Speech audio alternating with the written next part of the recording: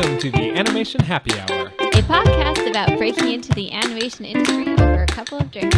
All opinions and views expressed on this podcast are solely our own and are not representative of the companies for whom we work. My name is Garrett. I'm Ben. And I'm Katie, and we are all currently animators at Walt Disney Animation Studios. Before we get into this episode, we wanted to quickly plug our tip jar. And no, this is not the part in the episode where we give an animation tip that is at the end.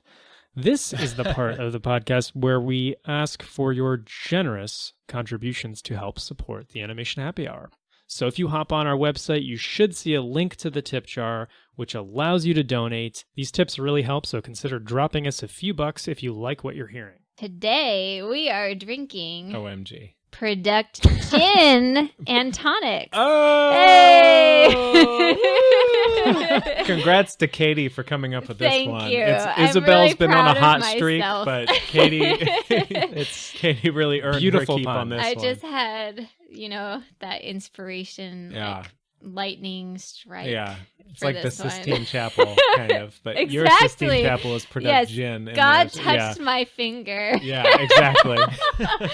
And yeah, here we are. sipping Exactly. on Is there anything Product special in cheese. a Oh, what makes it Product gin Gin? and tonic? Well, here's, Yeah. it's hard to say exactly. Maybe our guests can say in the future, but there's something about it. It's just, Don't loop the guests into this. Okay, not yet. Awkward conversation. With other drinks, you do a little splash of this, a splash, a dash of that. With a Product Gin, it's very measured. You know exactly It's very what you're getting. organized. Everything is Very the organized. exact amount that it should be, 2-to-1 ratio. Made on a deadline. Made on a deadline, and if you need this by 6:30 p.m., you're going to get it by 6:30 p.m. because this is a Product Gin and Tonic. That's what makes it what it is. That was poetry, Ben. a splash of shotgun production That's software, great. perhaps. Oh Shot. man! We're getting ahead of ourselves. You know, maybe here. we should have shotgunned some beers for this Oh episode. my too, god! but Yeah. This whole episode's just going to be like production-related drink puns. Yes. And we're never going to let our special guest talk. It's just going to be the three of us going over But that is... I don't have a segue. But we are so excited today because we are kicking off our Day in the Life series. Yeah. For each episode in the series, we're going to be interviewing one or more industry professionals from each step of the CG feature film animation pipeline. So our last episode we released was like an overview of the pipeline, and we kind of talked about in very broad terms, like all of the jobs in the animation pipeline, but it was very broad. It was very a little bit of information for each job. So this series is going to be going really in depth on one job. And we're really excited to start with production management, one of the most important jobs in animation that we Absolutely. feel isn't talked about enough. So the goal of this series is to just be a great resource for anyone trying to decide what sort of job they would like to pursue within the world of animation. So we are super excited to kick things off with production. That's right. And before we get to meet our wonderful guests, we wanted to give a quick disclaimer that although this talk will be fairly specific to how things work at Disney feature animation, typically the responsibilities of production management professionals are fairly consistent across all of the major feature film studios, be it Disney, DreamWorks, Pixar, Blue Sky, Sony, etc. So we hope that it will be applicable no matter which company you're interested in working for. Mm-hmm. And without any further ado, I would like to introduce our very special guest for today. Drum roll, please. Very good. A big animation happy hour welcome to Alaia, Braxton-Walker, and Demi, Chen. I'm waving, but no. That's great. No, that's good. Feel I'll it. narrate. Feel it. Alaia's waving. Demi waving did a at you little guys. wave sort of thing too. I'm so smiley right now. You guys are hilarious. Yay! So, welcome Alaia and Demi, who are both production coordinators at Disney, working with us three. And the two of them have an amazing wealth of knowledge, having worked on multiple films and multiple departments at the studio. Thank you both so much for joining us. Thank you. Thank Thanks you. for Thank Thanks for having us. We'd love to just kick off the episode with some quick introductions and bios. So we'd love to know, how did you get into animation and how did you find your way to Disney? So it's just sort of an overview of your careers thus far and resume. So we'll kick it off with Alaia. What a tale that is. Well, basically, like, I always loved animation. Long story short, I moved to California for college. I went to art school to be an animator. Or actually, it was just basically anything in animation at the time. Just like, you know, you kind of want to find your niche, and you don't realize when you go to art school, like, that there's more things to do than animation and being an animator. Like, it was kind of like Totally. definitely a wake-up call, which was great because you're like, oh wow, there's rigging and there's 3D modeling and like there's stuff like that. So what I wanted to do was be a 2D animator. Unfortunately, like, 2D animation, and especially in the US, wasn't really popular at the time. So I went more towards visual development. During that time, I got a job and I worked at Disneyland Resort for a long time. Nice. Yeah, Wowza. so I started out as an attraction hostess at Hollywood Attractions, and worked, you know, all the rides. Almost all my rides are actually gone, which is really bittersweet, really sad. no. So yeah, like Muppets and It's Up to Be a Bug, Tower of Terror. Like, I worked all those. I worked Aladdin the musical. I was helping out with that. And Oh my gosh, those are all such losses. yeah, Those are all like so fantastic sad. ones. You know, I mean, change is good, but you know, it's just like my babies, my babies. Yeah. During that time, though, I was really thinking about what I want to do with my life, because I was good. I would say I was good at art, but I wasn't to the point where you can get hired, you know, like, it was just not there for me. So I decided to look at other things like production management, which I did not even know about until college. And my professor said one itty bitty thing to us about, oh yeah, production management, and then never heard of again, kind of thing. But I did my own research on it, and I was like, at the time I was a trainer at the Animation Academy, and so I was like, oh, I think I can do that. Like, I do that already. I think it's pretty good skill set. So from there, I went to a lot of conventions and got to talk to recruiters and everything like that. And that was my foot in the door to actually get into the studio for an interview. And Awesome. I did a lot of interviews. So I would say I'm probably not a pro anymore, but I was a pro back then, because I did so many. But by that time, I finally got an interview on Ralph Breaks the Internet. And then I got hired in as a PA for Ralph in the stereo department, and also Sweatbox. Super cool. So yeah, so long experience. But yeah, that's how I got into Disney animation and the animation industry in general, which was great. Disney was my first and only studio that I got hired into. That's incredible. Yeah, it's tough because, like, you want to have that internship experience, but I can't even imagine now. But even when I was like trying to get an internship, it was super duper competitive, so I never got it. And by the time, by the time I really knew where to look, I was almost too old in industry standards to apply, because I was out of school and I couldn't, the credit stuff and all that other stuff, so I couldn't do it. Oh yeah. So it was not really a choice for me at the moment. So I just kept on. That's why I kept on interviewing and going to conventions. But for the studio, yeah. So I was on Ralph Breaks the Internet. I was in stereo and Sweatbox. But I also got placed into layout on that film, lighting. I was working with the TDs, the technical directors of the film, also, and also the tactics team. Wow. So yeah, Oh gosh. they put me everywhere. So that was, so from there, I went to Frozen 2, and then I was in the animation department, which was super awesome. Yeah, it was so much fun. And then from there, I got put on a new project, and I can't announce, it's not announced, so I can't say it, but stay tuned. But I am in editorial right now, so that's really fun.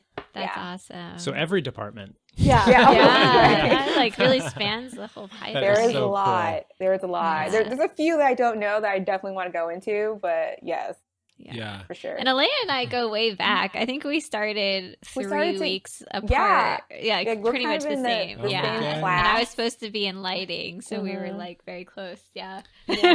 And the first time you guys met, didn't you say something like there should be a podcast and we'll be on it at some point? Yes. Like, Yeah. Yeah. I Oh. foresee So a true, friendship yeah. in the future. That is so cool.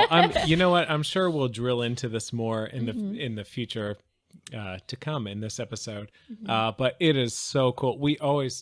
Personally, I always love stories of somebody who, when you're in school, you always hear about the people who, when they were a junior at Ringling, Pixar promised them that they would hire them and they would pay them $1 trillion to work here and be a supervisor. And like, that's the people who you hear about. But for the vast majority, it's people, you don't necessarily get your dream internship right away. You kind of, and you come in through different routes but it does not mean that you're any less successful. I can say Alaia is very highly revered at the studio and valued, and she's a rock star. And so I think, having you here to chat with us today is super valuable for everyone. Oh, thank you guys. Definitely. Thank you. Yay. Totally.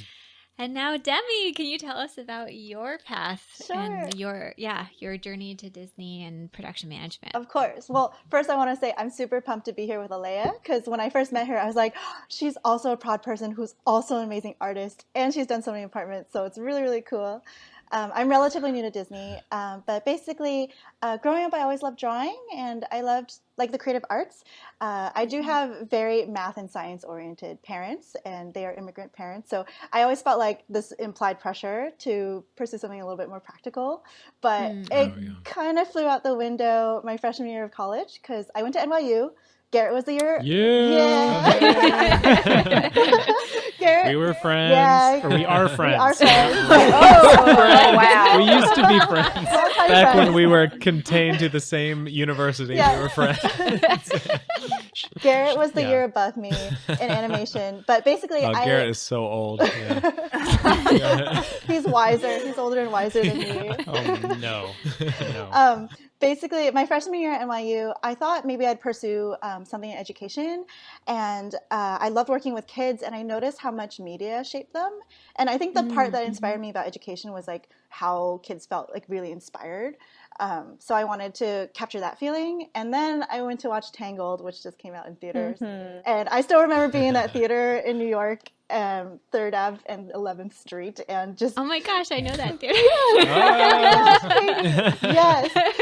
I was there. It was after a long day of midterms, and I just went on a whim to just see this new Disney movie that came out in theaters. And the whole movie, in the back of my mind, I was like, this is the most magical thing ever. I need to be a part of it. And so I applied to transfer into the film school, Tisch. And I got in, and that's when it was kind of my sign, let me see how far I can take this. And I thought, there's no emphasis on production management there either. So I thought maybe I'd go into biz dev or storyboards. And I met Garrett there. It was really fun. But Demi was the Sal president at one point. You were she was the top of her grade. Oh my God. I mean, it was Sal president? I say that people know what yeah, that is. I'm sorry. Well, I was just going to explain, but you went to steal my thunder, Garrett. Oh, I'm so sorry. No, you're good. So basically our animation floor is a really small floor on the film program. So we're a very tiny animation area. And we had a club called Student Animation League.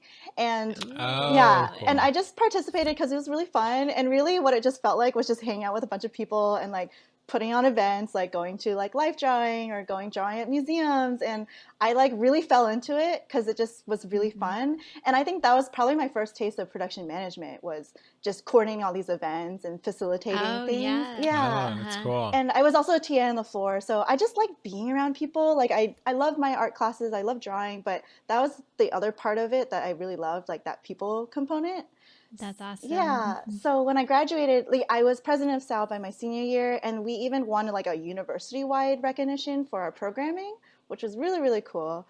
So Awesome. yeah. So when I graduated, I found there was a startup studio that was a vendor studio for Disney Junior, which is really rare for New York to have like a narrative project. And they had a PA opening, but they saw my artwork and they felt like I could do both.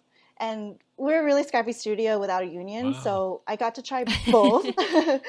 And Oh my gosh. I actually found out, like, I worked really closely with the art director, and so I found out that I really liked the production side of it.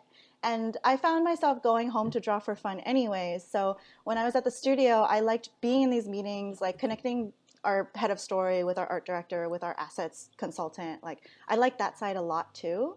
So I felt like production management, I could kind of have my cake and eat it too. Like, I would be a part of the process, but then I'd get to go home and work on my own art on my own spare time. Yeah.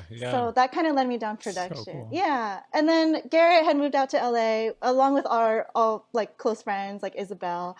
And I was You just had to follow us. yes. You're so cool. My first job, it was a startup studio. It was actually pretty intense, and it was amazing because I got to see like a whole studio just start up. But meanwhile, like, I had friends at DreamWorks, like in this beautiful like Tuscan inspired campus with free lunch, and like we were like buying our own coffee and like setting up like the cheapest IKEA table ever. So I wanted to come out and experience like the LA industry. So I moved out here and I started at DreamWorks TV on a 2D show. And then I wanted to transfer into feature film because obviously feature film, that's what inspired me to get into the industry anyways. And so DreamWorks Feature had a Viz Dev coordinator opening, which was like my dream department. So I applied and I got the job and it was amazing. And then of course, to top it all off, Disney was my dream studio and Tangled was what inspired it all. So when they finally had a coordinator opening, I applied to that. And so now I'm finally here at Disney, and I was a lighting coordinator on Frozen 2. And I'm on Raya right now as a character assets coordinator. So cool. So cool. Thanks. I didn't know Tangled was the movie that totally inspired you. Tangled That's such was an the awesome one. movie. Yeah, and I also remember watching it and going home and like watching like Glenn Keane like behind the scenes like talk about the behind the scenes, and it was amazing. Yeah. I'm so That is so tickled cool. because it was that theater where I saw Wreck-It Ralph and Paranorman. No way. Oh my and God. decided to apply to graduate school for animation. No way. Like, I saw those two movies in the fall of 2012 and then was like, I gotta go into animation. I watched Tangled fall 2010. Maybe there's something about that movie theater. There's something about it. Maybe They should sponsor us. Right? Animation Happy Hour. This supports my hypothesis. I don't know if the way you guys both said it was very endearing and wonderful, but I always say the worst people you can watch a movie that's set in New York with is somebody who used to live in New York, because they're like, oh my God, I know that place. I used to get bagels near there. my God. Oh my God, I walked on that bridge. I'm like, okay, I believe you. You lived there. Can we don't just know. watch You don't the know. movie?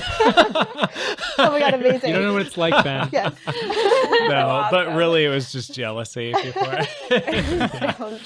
Yeah. You know what? I'm so glad you guys briefly touched on something that I feel remiss that we did not mention in our intros, that Alaia and Demi are both incredible artists. Yes, in their I was own thinking right the same too. thing. Like, I was kicking myself for not incredible mentioning artists. it. Yeah. Yes. And it's important to note that,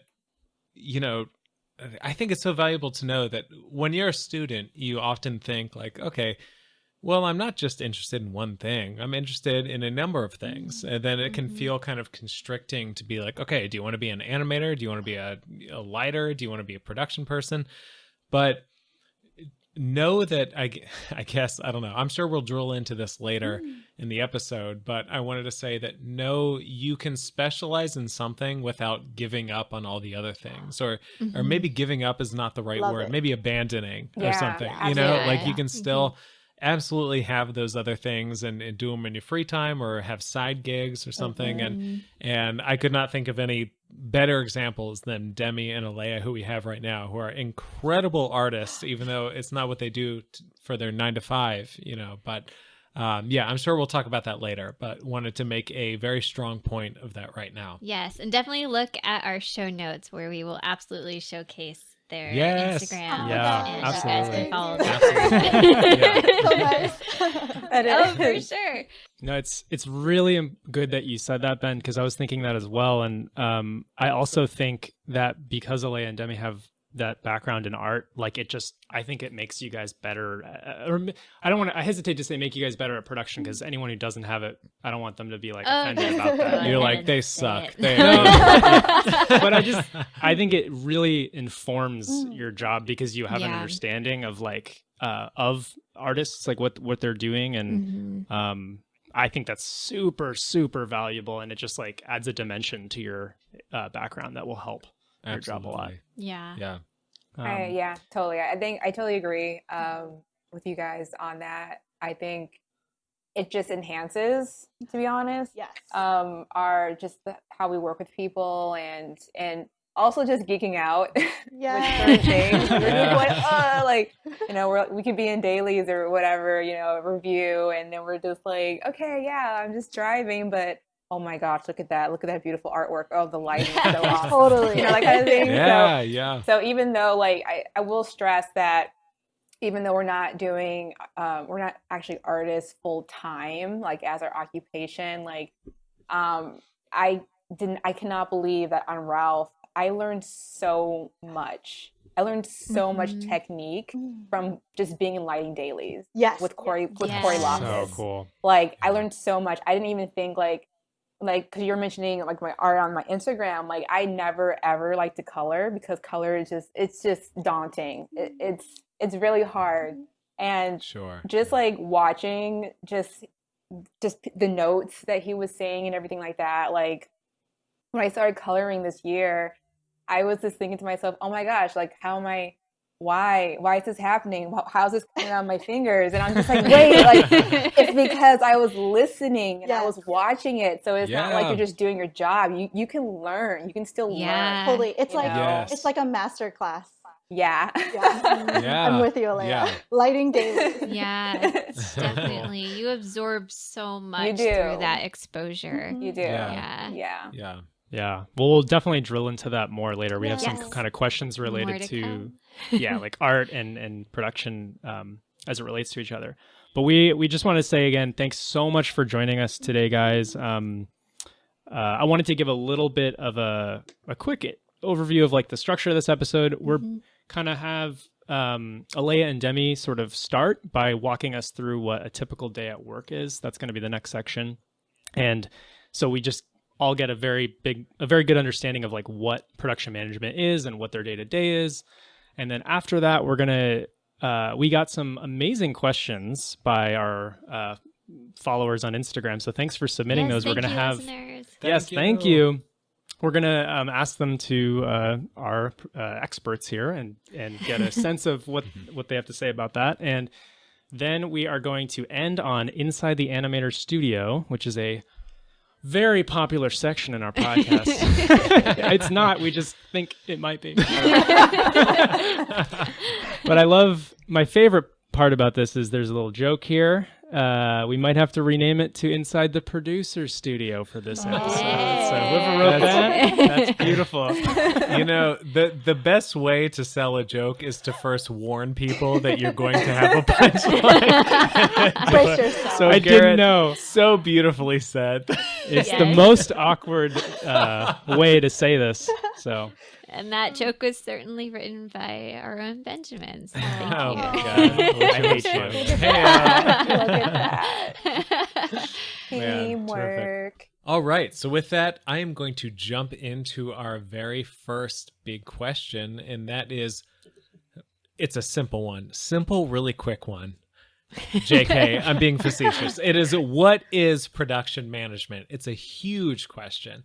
And as kind of a sub question, I want to ask, not only what is it, but how does the role evolve over your career? Kind of what is the hierarchy within the department? And I ask that because I remember when I was a student and I would see like, okay, production assistant, production coordinator, production supervisor. When I was like looking around on LinkedIn, and I was like, all of these sound super high ranking and legit. I have no idea like who's in charge of what, or like all of these sound more important than any job title I will ever have. So like I have no idea what any of this stuff is. So I think we're going to throw it over to Alaia to generally explain, maybe with some Demi help as well. Some Demi sprinkles. What would you say? Some Demi sprinkles. Yeah. Thank you so much. My answer is yes to all the above. That is incredibly accurate, actually. Yeah. Next question. Yeah. Moving on. Okay. So yeah, it's a very tough question in this industry because it really actually depends on where you are, to be honest. Production management is a little different when it comes to live action, for example, and animation. That kind of thing is definitely a different definition. But I will say, like in general, we're obviously managing tasks that really contribute to the success of the project that you are assigned to, being a feature film, a short, any sort of like TV show, whatever, like that's kind of what you do. You are contributing the success to that. And by doing that, you're managing people's schedules. It could be even the show schedule. It could be individual artist schedules. It could be shots, it could be like assets. It can be all that. It can be finances. It's just all production management. It's all under the same umbrella. Like you're managing the actual like show's money, basically, to make sure that everything is on schedule, to make sure everything's budgeted. Even the process of every department, like effects, the way they do things is definitely different from the way animation does things, and it's definitely different from what layout does and what stereo does and what lighting does. So we're basically doing all that and making sure no that, big deal. Like no big deal, but that's kind of what we do. But the big thing is that like the task that we're doing really just helps, and it's like that one key of all the other keys to help like complete the film or the show. If that makes sense. If that's like, like it's just it's hard to actually like define production management, but if anything, it's we are the partners for the artists and for the show. We're the ones that, unfortunately, we're kind of like people like to say deadline people. We don't want to be that way. We definitely don't want to be that like the hard like, hey, you need to get this shot out. But we also want to make sure that we need to get this shot out because we want to finish this movie, right? Yeah. I feel like you gave a really good taste of just like the complexity of that answer and like how hard it is to explain. But yeah, I feel like you touched on a point. It's like we're here to guide the film to completion. So like all the shepherding, all the nurturing, all the facilitating, like that's on us. And I feel like yeah, I agree. I my favorite part about the craft of production management is not being like that taskmaster who's like, where is it? Is it on schedule? Is it on deadline? But it's like to partner, like you said, to partner with the creatives to make sure that their vision can actually be complete, like on time, on budget, and where everyone's happy. So it's everything you can think of that's not the actual craft itself, I feel like. For sure. Yeah, I agree. I love that you guys keep saying the phrase. Maybe we should like brand it as the making sure department, because it's like a make sure for everything. It's like, okay, this needs to be done by this date. They're going to make sure it happens. Make sure this director sees this at this point and gives their opinion on it. It's the making really sure. Like, make sure people show up to this meeting. Yeah, exactly. Which is like or even like a simple note where it's like, okay, like a director says this, and it's like, oh, I have to make sure that I write this note down and give it to this artist so they don't forget, you know, like this is something really important. And if you know, we drop the ball on it and it shows up like way later in another department and they're like, where's that thing that I asked? It's like, oh crap, you know, like so very detail oriented too. Yes. So. Make sure / follow up.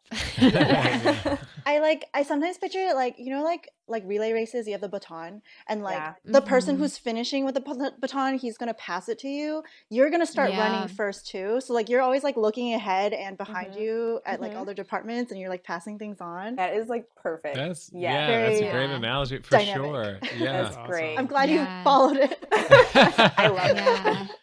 I also think like good. you like. I look to production whenever I need like help with something, like if there's something wrong in my shot or something, or like I'm confused about something. It's just production seems to always have like the answer. And so it's kind of a nice like department that, like you guys touched upon this, like they help the artists with like different things. And I think that's a super important element of it too, that we all really appreciate. Like you think you guys said it, like we could not get these films done without the help of and the assistance of production. So and you know what I love that you guys both brought up that, like, you know, Alaia, you know, said she had a little bit of hesitation with calling herself like the deadline, you know, enforcer. And then Demi says she didn't want to be the watch tapper. And there definitely those stereotypes exist, but I want to say like it is absolutely like, if you're an artist, I cannot stress enough how much you should see your production team as your ally more so than anything else. Because they are on your team. They want you to do well. They're not, and so often it's, I know it's so easy to have a gut reaction where if a production person says like, hey, are you going to show this soon? You're like, oh, not yet. I'm freaking out. Like, you know, and then it's hard not to have like, you know, negative feelings, but the reality is they're probably, you know, hearing that from the top down. They need to, they just want to make sure that either A, things are progressing as they should, or B, if you do really need more time, that they can find some way to allocate resources to make that happen. And maybe get you more time or get you somebody to help you. We're all working toward that common goal of trying to get the best thing as possible on screen within a reasonable budget and amount of time. And speaking from my own experience, I think one of the most reassuring moments in my career, and also one of the most anxiety-ridden, was when I was working on Trolls World Tour. I was working on the villain Barb, and she was like a totally new character. And I know like rigging and the other departments had to move through her fairly quickly. So she was kind of a less defined character in a lot of ways. And I was doing some kind of heavier acting shots with her. And my supervisor at the time was JP Sands, who's now a head of animation at DreamWorks. Super talented guy. Was giving me more notes than I've ever had in my entire career because I was like just not animating her as she should have been animated. And we're kind of discovering the character as we were going. And because of that, I was way over on all of my dates. And I remember at the time, the production coordinator at DreamWorks, her name was Maggie. Her name still is Maggie. Maggie, she's great. She was like, hey, do you think you're going to show the shot at this time? Blah, blah, blah. And I definitely had this gut response of like, oh crap, I'm late. Like, just don't worry about it. I'll show it when I show it. But I decided to just be super vulnerable and be like, Maggie, I am so sorry. I don't know when I'm going to show this. Like, I'm getting so many notes. I'm having a tough time. Like, I'm not sure. You know, I think I'm going to show it in 3 days, but I'm not sure. I'll keep you updated.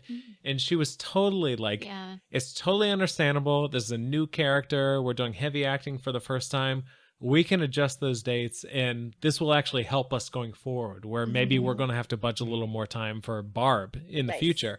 And that was like, that so easily could have been a super negative thing. But I think if you take a step back and say, okay, we have said this in past episodes, but production people are not up at night making fun of you for missing your deadlines. You know, they they just they want to exactly. They want to work with you, and then many times they are artists themselves, as are Alaia and Demi, so they know how it is. Yeah, I totally agree with you. I just think that like it's so important for just to make sure you look like beyond the production management title when it comes to just like working with artists and artists working with production management, because like there's so many things that like we can relate to, like I understand. I mean it kills me when sometimes where I have to be like, I go over, especially like when I was in animation on Frozen 2, when I was just had to be like, hey, like, so are you going to show this in dailies? And me being an artist, I'm like, oh, like I would never want this question to be asked to me. I got to do it, like I understand exactly how you're feeling and how like the deadline and everything like that. And just like I would just hope that the artists know that like there's so not just artists in production management. Like I know in our studio, I know people that graduated for writing and they're voice actors, and they're like I mean there's so much diversity when it comes to like where they come from. It's just that they excel so well in production management. That's the only thing. But like behind the scene, they are creative and they know exactly how you're feeling. And they know, like, when I ask you this question, I'm sorry, but I gotta ask you this question. Totally. And like it's not personal. It's just like we're making a movie. We're just making a movie. Exactly. That's it. Absolutely.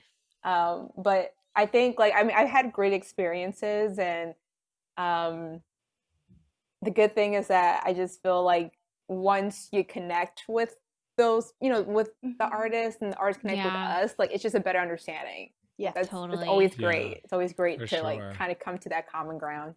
Yeah. And I'm going to apologize in advance because I'm probably going to repeat myself so many times, but I feel like the essence of production management is like we're here to like solve problems with you. Yeah. So like if you bring up an issue, like it's our job to like coax like a solution out of it. So we want to work with you. So we're always like trying to solve problems on a production. Exactly. That's great. Yeah. It's so true. Problem solvers. That's like I'm just going off of what Demi is saying. It's like, please, it's like, don't bottle it up, because that's when it does come out. That's when it's like, I can't do this. It's like, no, tell us, because communication is key. The sooner you tell us, the sooner we can be like, okay, let's see what we can do about this, because maybe we can work around something. Maybe this is not that big of a deal, or something. Like the worst thing you can do is not tell us, because we're supposed to be your partners. We're supposed to help you.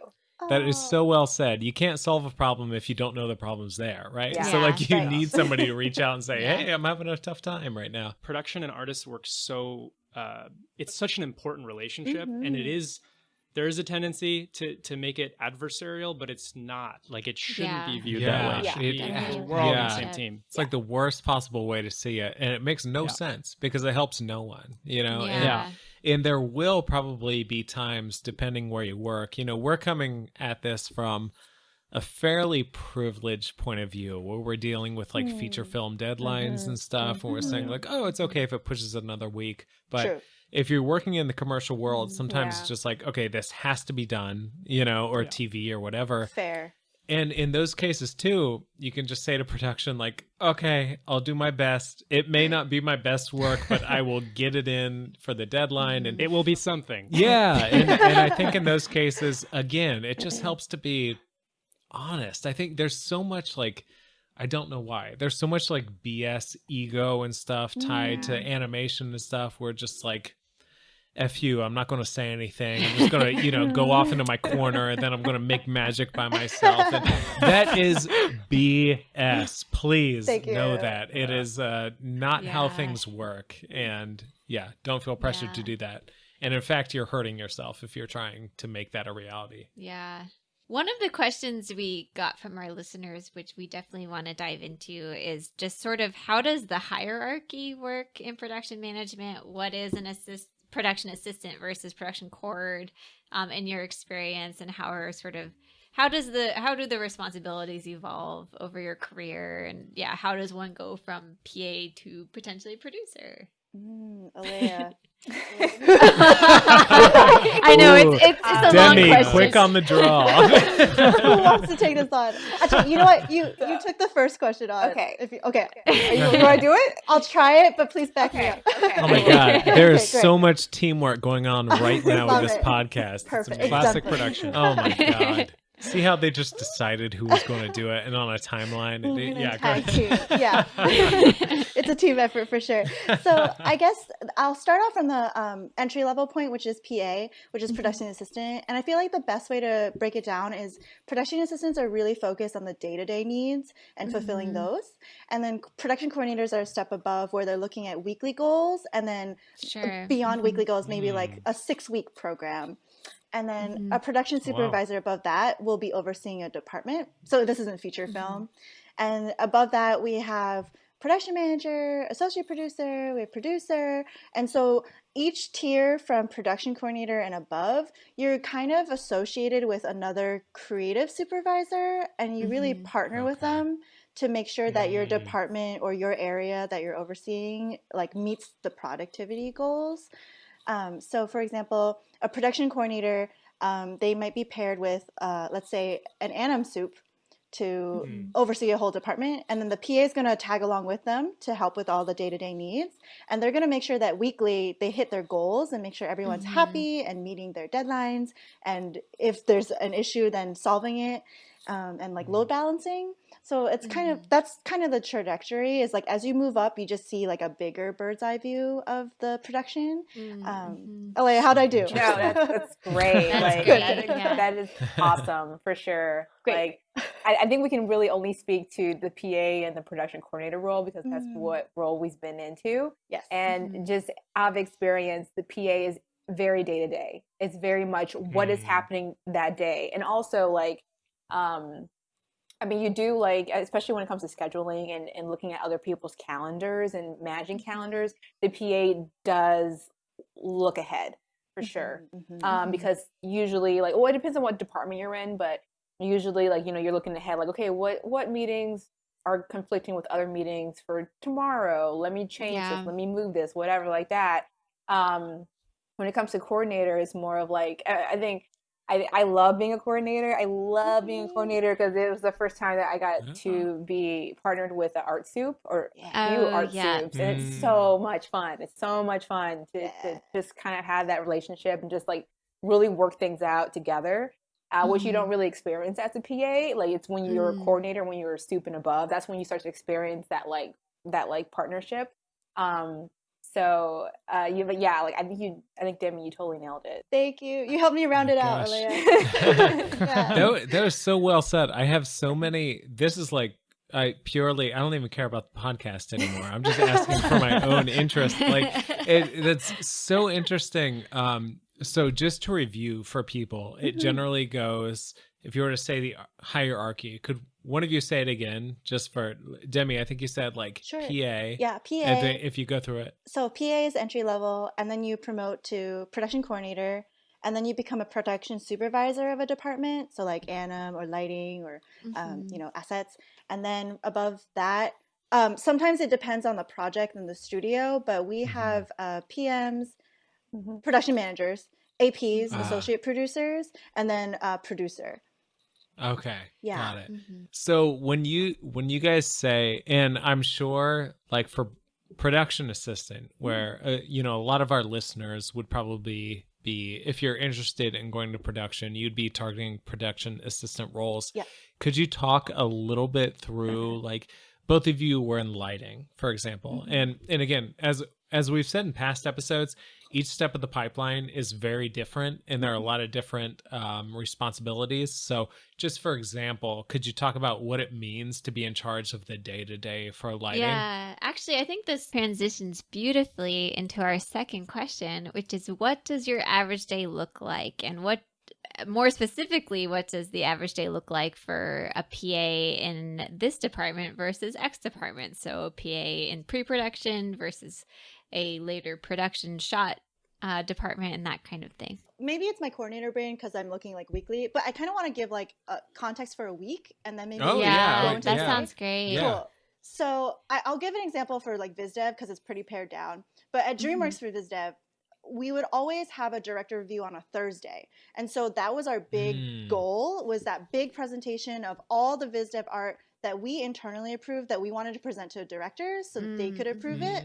And so we were always working towards that Thursday. So like Monday, Tuesday, Wednesday, Thursday, we would be having artist rounds where our production designer, our art director, and our PA or our cord would walk around to each artist's desk. And every day we'll check in to see their progress, give notes, see how they're doing. If something was approved by the production designer, we'd like add it to the playlist to show later for the Thursday director review. And so everything was revolved around that Thursday, but everything day to day, was curated for that day. And we would also have like side meetings, like production would have meetings with other production teams from departments. So like VizDev would meet with the modeling team to be like, hey, I think this Thursday we're going to get this set environment piece approved, so then you can start the environment model. So we'd strategize together, or we'd have bigger meetings with like creative supervisors. So there's a ton of meetings going on. And then for Thursday, we would always prep as production team, prep the playlist, make sure everyone had the right artwork included, and make sure that all the deadlines looked right. And then for the actual Thursday for director review, some at DreamWorks is a little different. We'd have someone taking notes, usually a PA. The coordinator would drive the computer and actually like present the shots. And then the production supervisor would be there and they would moderate the meeting and like present like, right now we're showing this set environment VizDev and some props by this so-and-so artist. And then afterwards we'd process the meeting notes. We'd process what got approved, what got notes that we needed to improve upon. And Ben, you had mentioned to give an example with the lighting department. I would say there's a similar rhythm to the week where shot work departments aim to present at weekly director reviews as well. And they prepare for them by having artist desk rounds and dailies. And oftentimes, since the teams are bigger and there are so many shots to get through in a movie, we have multiple dailies and director reviews per week. And then finally, it's worth mentioning because the pipeline is so collaborative, we have a lot of cross-departmental meetings too. For example, VizDev will have a kickoff meeting with modeling to launch modeling artists on their assignments based off the VizDev designs. And what's fun is that representatives from animation are often there to collaborate too, since animation would eventually supervise those characters. Another example of a huge meeting is whenever a new sequence of a movie is ready for departments to begin work on, we often have a huge gathering with directors, departmental leadership, and production management to launch us into production, layout onwards.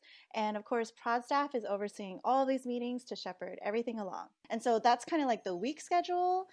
And then when you get into the day-to-day, it's maybe Alaia wants to give like a more detailed breakdown, but it's like facilitating the entire day. I would love to hear what kind of cereal you eat in the morning, whatever you want to offer. Yeah, that's great. That was awesome. I will say like the last part that you mentioned about like the dailies and stuff like that. So for instance, Frozen 2.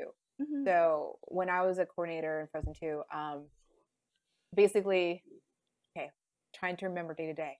So basically my day to day was commute, right? Because commute is horrible in California. And then work out, and then go and check my calendar, right? So go and check to see if any meetings were changed for that day.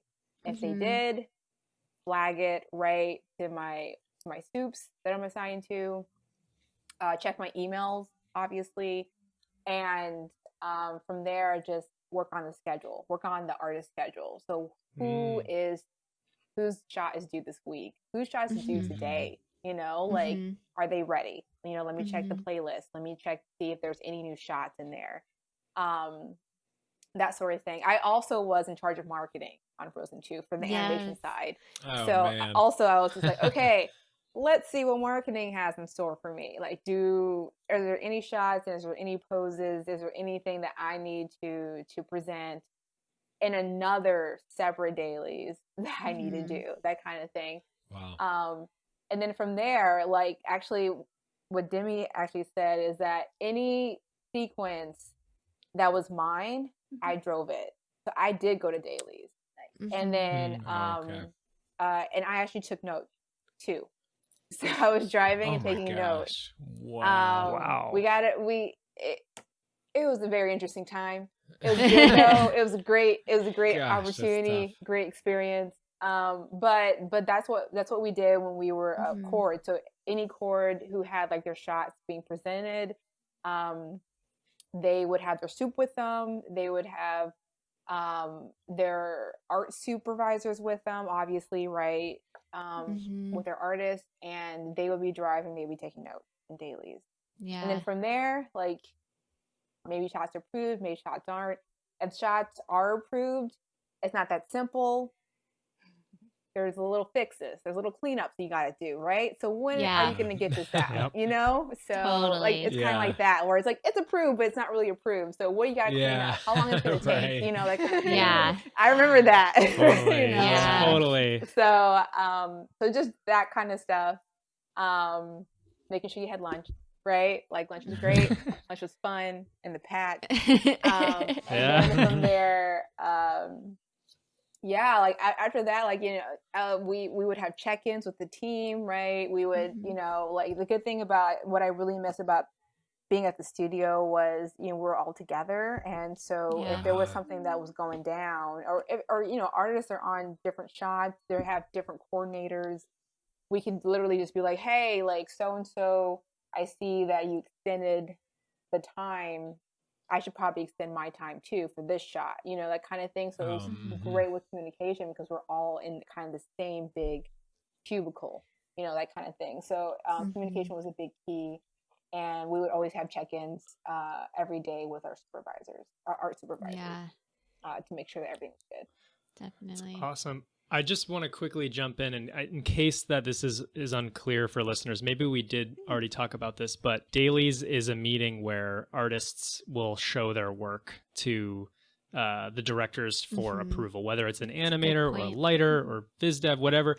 And so when Alaia mentions, like, you know, going to dailies and showing and driving and stuff, like the name suggests, that can be once a day or it can be like twice a day. Yeah. It's even though it's dailies, it could be multiple times. So it's a lot. It's like it can be hours long too. Yeah, totally. So just wanted to give some context in case that people don't know what that is. They probably do, but just in case. No, it was good because I don't think we've really defined it.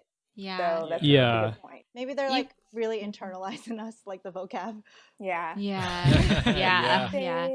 You touched on a really good point too, which is just the fact that like your responsibilities and the division of labor can totally vary depending on the makeup of your team and how many chords there are, how many PAs there are, where you are in the production, just like how crunchy things are, and just that kind of relationship and their responsibilities can definitely evolve over time and across departments and across the production. So absolutely, it's not like you just learn the skill set and this is how things are forever. Things definitely change across shows. They do. And depending on even like who the production supervisor is and how they manage their team, that can change things a lot too. That's true. And also like even by department, like note taking for a story team is completely different from like different. Like very true. Story development biz dev, like oftentimes you're just taking like by rote, like as they're saying it, exactly what they're saying. Verbatim. That used to be my job. Thank you, Alaia. Yeah, verbatim. And Katie knows. And then like versus lighting, sometimes it's just like if the shot's approved, all you write is approved. Like that's all they need to know. Or you just are really succinct and you just give the artist exactly what they need. So you don't necessarily have to write down like the director said, dot. Yeah, this is looking okay. You can just put approved. No, really, Whereas like other times you would, that's a great in story. I distinction. had to take down as much as possible because the notes I took were going to decide who got certain credits in terms of like who would get a writing credit or a story credit. So I had to try to capture as much as possible. Whereas your fingers get a workout. Yeah, totally. Really Whereas do. in a shot department, you're taking down just like the general, a summary of the notes. And, mostly in the shot department is action. Right? Like, what do you need to do? What does another department need to do? You know, that kind of thing. Next steps. Or just like, what does everyone need to know about this shot? you know, that kind of Yes, thing. definitely. So, those three things. Yeah. One little nitty gritty question is sort of what softwares or apps are you guys using just kind of on a day-to-day basis to assist with your jobs? I know Alaia's gonna gush about Shotgun. Do you want to gush about Shotgun? No, actually, I kind of want you to, because you had like this really great description of it, and I was just like, oh my gosh, like go ahead, Demi, like do it. Thank you. I'll give it a shot. Okay. So I feel like whenever you think about production management, there's that one Shotgun tracking software, and you just always hear that name all the time. And I remember my first job, it was a startup studio, and my producers came to me and they're like, we heard about this tracking software. Do you want to just learn it and just like use it and like tomorrow? Oh my gosh. And I was like, oh, okay. And like I never used it before. So it was like very fallacious because I feel like in DreamWorks TV, every project uses it differently. At DreamWorks Feature, every department uses differently. And then at Disney, Disney is amazing because Shotgun's so well integrated into the studio. I've heard production people from other studios call Disney's Shotgun like system like the Mercedes-Benz of Oh, wow. Wow. Okay. Yeah. That's like, so Insider cool. knowledge. Yeah, that's so interesting to hear because Yeah. from our perspective, it's like, I don't know how it would change from studio to studio. So that's super cool to hear. Yeah, it's a great, super powerful tool for tracking information and organizing data and like trending, like anticipated information too. So it's a lot of charts, graphs, deadlines, assignments, and every project uses it differently. So I feel like my biggest takeaway, just like in a like entry level skill set like point of view, is as long as you're good with like Google Google Sheets, Excel sheets, ingesting information, that's the skill set you need. And then Shotgun is just like that extra, like very powerful tool that you can use to like organize information. So it's okay if you don't have access to Shotgun, but it is like an industry standard now that a lot of studios are using because it is really powerful. And Disney uses it really well. So it's been fun to like, nerd out about Shotgun. Alaia, what do you have to say? Well, you like hit the mark. Like I love Shotgun. Like I remember people telling me about Shotgun. I think I forgot who said it, but it was before I was actually at the studio, and someone was like, you need to learn Shotgun. And I actually like downloaded the software and tried to dabble with it. You can download it and you can like, unfortunately you can't do much just because you don't have a project in play. But it's good to know the interface, even if you don't have that project. But I did it. It's a good tip, actually. I did it because I was like, anything to give me, like to say that I am familiar with this, So, but like I totally agree. Our Shotgun is pretty awesome. Mercedes-Benz. Apparently, awesome. It's really great. I love it because again, like it's I just recently, because I'm in editorial now. I recently made all my Shotgun pages, so I'm like fully in understanding of Shotgun, which is just like it's like this very like I'm there, like the ultimate Shotgun person. Yes, it's true.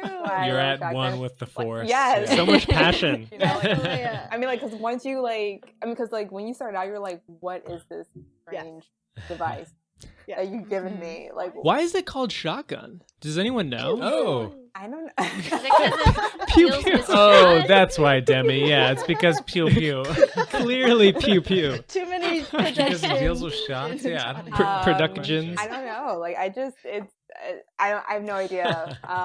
But it's. I think it's pretty easy. I'm sorry, I to learn. derailed everything. It's so fine. It's fine. But I think that it's very daunting. I will admit at first when you learn it, but you're in it so much that it's a quick learn. Yeah. If you're in it a lot. So, which is why production people are like, oh yeah, Shotgun, because we're in it so much that it's just like we just learn so quickly, and it's very easy to learn, which is really good. So I will say that. Yeah. But Definitely. If it helps to illustrate, like there's so many capabilities with it. Like we type all our notes in it with their review notes app. the notes Mhm. get attached to like whatever shot or asset is available, and you can attach it and assign it to artists. So everyone's in the loop. So when Mhm. you send out a note, like everyone who needs to be on it, who is aware, like all the departments can be tagged to it, and then we can track like the progress of every asset. So like every Mhm. model and what stage it's in terms of tasks, modeling, rigging, cloth, hair sim, surfacing. And then we can also track like the progress of a shot. So from layout to, you know, anim, tech anim, FX, like you can see all the deadlines, who's assigned to it. So you can be like, oh, you know what? I'm waiting for my animation shot from layout. I wonder who's working on it because I have a question about it and I want to ask them. So you can Mhm. check shotgun and be like, well, the so Mm. and so is working on it until this day, and so I'm going to email them and ask them my Yeah, question. So it's just like very well integrated and organized to help the definitely. production. If that helps spell it out a little bit. Thank you for describing, because I realized that we Mhm. it's good to spell it out what it is. A little Yeah. ambitious because it is like it just does everything. Yeah. Yeah. It is like Yeah, a yeah. massive scheduling and projection software. Like Nice, every yeah. shot has a Yeah. bid, Mhm. which is sort of the creative soup's The guess for time how that you will long take. it's gonna You have to take. complete Yeah. it. And then Yeah. you track that bid versus the duration, which is how long it actually took. And Yes. Yeah. and all of that info is sort of accumulated and gathered to then predict like future shots and Uh-huh. productions and how long they will take. And it's so powerful. I remember the Yeah. customizability of it, and you It's could create your own awesome. pages. Yeah. We were like, okay, I only want to know like about the shots in this sequence and who's Mhm. assigned to it and how long that's gonna take, or that kind of thing. So Yeah, yeah, it's it is really an Nailed amazing it. I software. feel It's a the great- passion from It's- this Yes. conversation. Yes, it's so nice. I will say though, like let's not discount other softwares, which True. would be you need to know Photoshop. Let's be Ooh, honest, especially when you're yeah. a PA. Oh, You really? definitely need Is to that Photoshop. right? Wow. Helps I you had no out. idea. Yeah, for Actually, sure. I used it a lot Me as too. a story PA. I would make, Yeah. I would make what we called, oh my God, a beat board, which was like, Yep. I would compile like Ah. the defining thumbnail for each sequence so that we could talk about and point to Nice. different sequences in the Oh. movie to talk about story. Yeah. Um, Even like progress yeah. boards, right? Like Yes, you want to make absolutely. like theme to the movie progress boards for the department so they can see like Yeah. you're 50% like of this, Yeah. shots or whatever, Morale that kind of thing. boosters. So like Mm-hmm. Photoshop is really important. I did use it as a core too. So again, like it just like it's interesting because you don't know when you're gonna need it, Mhm. but Yeah. you're gonna need it eventually. So you should probably learn Yeah. Photoshop. That's the only one that I was really surprised about. Yeah. That's super interesting. Wow. Yeah. I That's a didn't know great that. tip. Good We, point. I mean, we have a tip jar section later, but I feel like we've already guys had have like it. 12 of them. Like All the tips. that's We're great. Cutting this. I had no idea, so I'm so glad you brought that Yeah. up for Photoshop. production professionals to know some Photoshop stuff. Do you Yeah. guys make much use of like the Google Suite, Oh, like yeah. spreadsheets Thank you, and Katie. stuff I was like definitely that? I was gonna mention that actually after this. Mm-hmm. Yes. So she is like what Demi said. She's absolutely amazing. That's Mhm. all I use really now, and also just the Google Doc. Yeah. It's really helpful, especially because you can share the Google Docs and you Mhm. can see the note taking live. You can kind of insert the information Yeah. into another something, and then you can be like, okay, like let's like do this, So it's actually really helpful. So Mhm. my recruiter actually had said like no Google stuff, and I literally Yeah. was just like, okay, like Google Gmail, everything. I put like Google Calendar on my phone. I mean, I went crazy. Yes. Like she said that I should learn this. Like, let me put like, okay, this is it. Like, this is what I need to do. That kind of Wow. thing. So Mhm. Yeah. You guys did a great job of like Yes. spelling what the day to day is. Like I feel like Definitely. I'm Yeah. in production. Oh. Tomorrow. Just jump Yeah, right in. that's right. Yeah. So we can start transitioning to question 3, which Yeah. is who or what types of people might enjoy production management? Like, is there a certain personality type that you guys see a lot, or is it, does it range? But what are sort of like the defining skill sets and characteristics as someone who might succeed in production management? I'm gonna say this. because There's some weight to this. I'm going to say this because I'm like, do not sell yourself short. I'm the only child for a long time. For like pretty much my entire like since college, I was the only child. I was an introvert. I could not talk to people. Like I was extremely shy, like to the point where if I wanted to talk to someone, I'm definitely like that like nerdy artist where I don't know what to say, but I'm really awkward kind of thing. Like, I was that person, which is very hard to believe. I'm pretty sure now, but I was that person. Yeah. So that being said, that's why I say do not sell yourself short, because if I was that person and now I'm in production management where I'm talking to everybody and I'm like learning, like everyone, like, have to know everything, that kind of thing. Like there shouldn't be a type of person in this job, because you can always learn how to talk to people, and you can always learn how, you can learn this stuff, like if you really want to. I will say the reason why I learned this is because I worked at Disneyland. It was the hospitality industry that like brought me out of my shell, where I had to talk. Like I was in charge of an attraction. It was my job to keep these guests safe. It was my job to, like, if something happened, I needed to call security. I needed to call emergency. I needed to call a nurse. Like it was my job. I took it very seriously. And I would say to people who are in hospitality, who's in restaurant industry, do not sell yourself short just because you're in that. That is a very good skill, and you should be proud of yourself for doing that. Yeah. So awesome.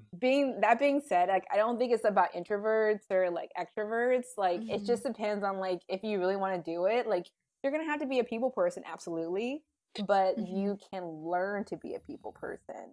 Yeah. I'm still an introvert, like in my heart. Like I want to stay home. I don't want to go out. Like I want to withdraw.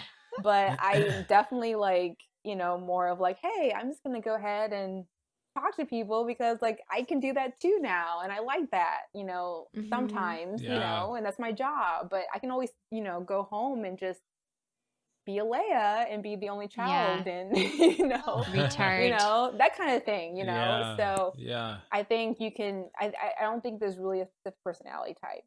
Don't put yourself in a box, basically. Wow, yeah. Yes, Alaia, everything you said, like, it resonates so well, and I literally my jaw dropped when you said like you just have to be a people person, because I just feel that, and that's what I was gonna say. Is like bottom line, no matter what kind of like leadership style you have, or like whether you're extroverted or introverted, you just have to be like a people person and enjoy like looking after and taking care of people. And I feel like empathy goes a long way. Yes. Like, working with artists, just being able to take the pulse on things, read the room, take the temperature, like that's key more than like your personality or anything. Yeah, for sure. Yeah, I'm with you. And also I feel like different personality types on a team is better, because then you're stronger for it. You kind of cover every kind of personality when you have different people on your production management team. Yeah, I definitely agree. I think a lot of this question kind of stems from this misconception that to be in production management, you have to be a hyper extrovert, which I think couldn't be farther than the truth. Yeah. You really just, like you said, have to be able to read the room and use your soft skills to work with different types of people across the entire pipeline. And that doesn't depend on whether you're introverted or extroverted at all. So, if you're introverted and you're interested in production management, don't let it stop you. Don't. Seriously. Because I feel like a lot of people have been down that road that are in production management, and some of them just come naturally. Some of them are actually really outgoing and stuff like that. But there's others that are just like, no, like I'm actually a hermit. You just don't know it, that kind of thing. So, like, if anything, like, it's all about practice, right? You need to practice, and you need to, and yes, there are things that you need to, you need to know social cues, absolutely. Yep. Which is why you practice. Which is why you get better at it. So, so I think you could do it if you want to, but I know it's so funny. When I went to the college expo, I think this was it this year? It was this year. I went to college I know this it. year. This year's been Yeah. crazy. It's Yeah, hard to What keep is track. this Like, year? what? Yeah. And I got to tour. It was like really early this year, so it was like probably I think like late January or something like that.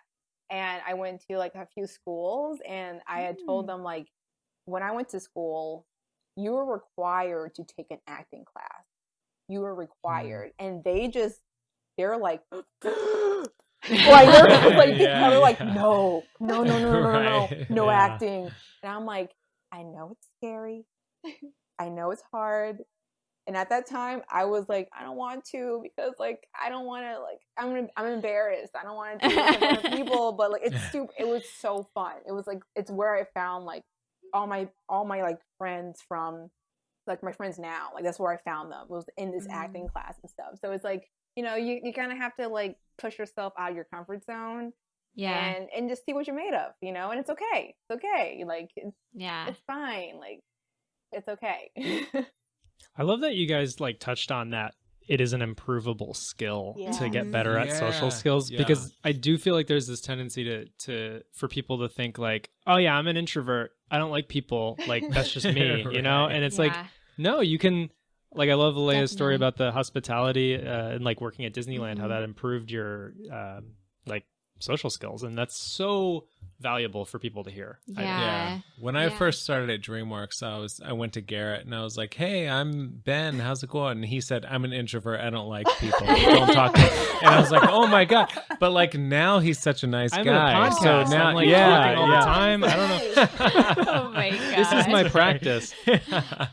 Yeah, I mean, it harkens back to your story about like messing up in dailies, and then you just like get over it, and you kind of develop a skill set to deal with that. Where I remember, like, I feel like the best production people are able to kind of make light and make a joke of when they mess up, and everyone like doesn't care at all, and they immediately forgive them for like just any technical stalls. And really, in that room, if somebody messes up or like the shot doesn't open instantly, it can be like a breath of fresh air to like take a pause and then like thank you so much. where you're like, okay, here's a moment to breathe in this really like sort of stressful high intensity crunch or something, where you can turn to your neighbor and start talking while production sorts it out, and it's not at all a problem. It's just like one of those things that happens every now and then. So it's definitely a skill that you develop and improve upon. It's just how to keep calm in the room and and show that you're in control, and you're problem solving on the spot. Absolutely. I feel like the trait that you really want, like no matter what your personality is just like that adaptability and self-awareness. So I feel like when you get into management and leadership roles, you're always self-assessing to grow and improve anyways. So that's the most important thing, is like if you can be self-aware about what you want to work on and what you want to improve on, that's what really matters, I think. It's awesome. Absolutely. And also, I guess, like, you know, we were talking about like making mistakes and just owning up to them. Like, I feel like it's like that concept of failing fast. And so, like, the more you experience encounters and, like, challenging situations, like, the faster you'll overcome them. And then the more you equipped you'll be to, like, face more situations in the future. I've definitely found, like, that's the case, because I'm also, like, pretty quiet, like, and on, like, the more sensitive side. And I think having encountered tough challenges and overcoming them, it makes me feel empowered to take on things that might come in the future. And I've noticed I feel better, like, emotionally, mentally equipped to like take them on. So I feel like that matters more than like your personality, like that's innate, or whatever you think of yourself, I guess. Totally. Yeah. Are there any tips you guys have for breaking into production management? Like, are there certain skills and qualifications that you think recruiters are looking for on a resume? To be specific. Well, I really liked that Alaia had mentioned hospitality, because I feel like our job is like, we're to be of service of the team and the production. And so it almost doesn't matter, like if you don't have a film background, if you don't have an animation background, that's still okay, because as long as on your resume I see that you solve problems, you service other people and take care of teams, you look after people, and you're able to like be resourceful, work well in teams and on your own initiative. Like I feel like those are the keys. Like it's like the soft skills that we're looking for, and not like Mm. specific previous experience in the exact niche environment. Just like getting experience on that, especially like with working with a team, but also taking the initiative and working on something on your own, you know, that kind of thing, you know, that really helps a lot with the qualifications, skills, and stuff. So if I'm like a student and I'm really interested in getting into production management, kind of going off of what you guys are saying, like maybe putting on my resume stuff that would shed light on like how my soft skills benefited from an experience. Like maybe like I was a leader at some you know, like Sal, like we talked about with Demi, like having like I was the president of my animation group and community at school. That's good. Or like anything else like you guys can think of for that would be good. Yeah, I feel like the beautiful and exciting thing about production management is that we can really come from anywhere. Like we're about leadership management. Yeah. And I think like even like Alaia and I can speak to like our peers, like they didn't all major in film. Like I know someone who majored in philosophy, someone who majored in international relations, finance. Yeah. But they love like they love our process, they love the movies, and they're like ready to like engage and learn on how we're actually gonna do it here. So I feel like the raw like soft skills are like more important. So cool. Also, if you can put like maybe anything like when it comes to organizing. Yes. Right? Like just put, you know, like how did you solve this problem? Problem solving, you know, something like that. Obviously you can't really go into detail in a resume, but that's also what a cover letter is for, but that's also what an interview is for. But it's just kind of getting your foot in the door, basically, you know. But like anything to touch base again on like the soft skills, obviously, but organization, I'm not saying dealing, but like interacting with different types of people is a big thing too, you know, that kind of stuff. Yeah. So that's like real key, obviously, because we're talking to everybody. Yes. Hospitality, retail service, like customer service, all those skills, they really translate into production management. They do. Yeah, definitely. That's so valuable. That's so great. Yeah, I love that you guys are offering up this knowledge for everyone, because I know I certainly would not have guessed that as a student, you know, coming in, like, because it sounds like so official, and it is official to be, you know, a member of production management, but it can be very encouraging, I think, to hear that you can come from a variety of different places and end up there. So you guys have kind of already answered this, but I'm just going to ask it because GD, it's on our Google Sheet, so I'm going to ask. Do you need to go to school specifically for production management / have a degree in production management to work in that? I don't think there's an actual, at least from my knowledge, I don't think there's an actual program for production management, to be honest with you. Right. We're so niche. We're so special. Yeah. It's very like a little insert there. So, which is why me and Demi are stressing that all of us come from so many different backgrounds, is that we just, for some reason, we're like, oh, I'm good at this. Okay, let's try this as a career. That's awesome. Yes. So I wouldn't, again, don't put yourself in a box. And I don't think there's really the box. I mean, I really don't think there is a box to put yourself in when it comes to a degree for production management. Obviously, like studios they would love for you to have a degree, right? It's always in the qualifications, that kind of thing. I haven't really looked at what is it, like a actual job description for a long time, so I don't know what's out there, but I'm pretty sure, I mean, I would say it's probably the same thing that I read when I was trying to get in, where, you know, qualifications, here's what you're going to be doing, here's what we want you to have, that kind of thing. So but there is no, to make that answer pretty short, I don't know of a degree that actually is just production management, to be honest with you. Closely related. This is kind of another question like a listener kind of sent, which was, do you need to know about the 3D animation pipeline beforehand to get into production management? I didn't. Okay. So I'm gonna say no to that. Ew. Yeah, so I'm gonna say no. You do not, Yeah. but Mhm. I will say with what we said about skills and qualifications, that helps them see that you are the right fit and that you are Yeah. very easy to train so Yeah. that you can learn Sure. it quickly.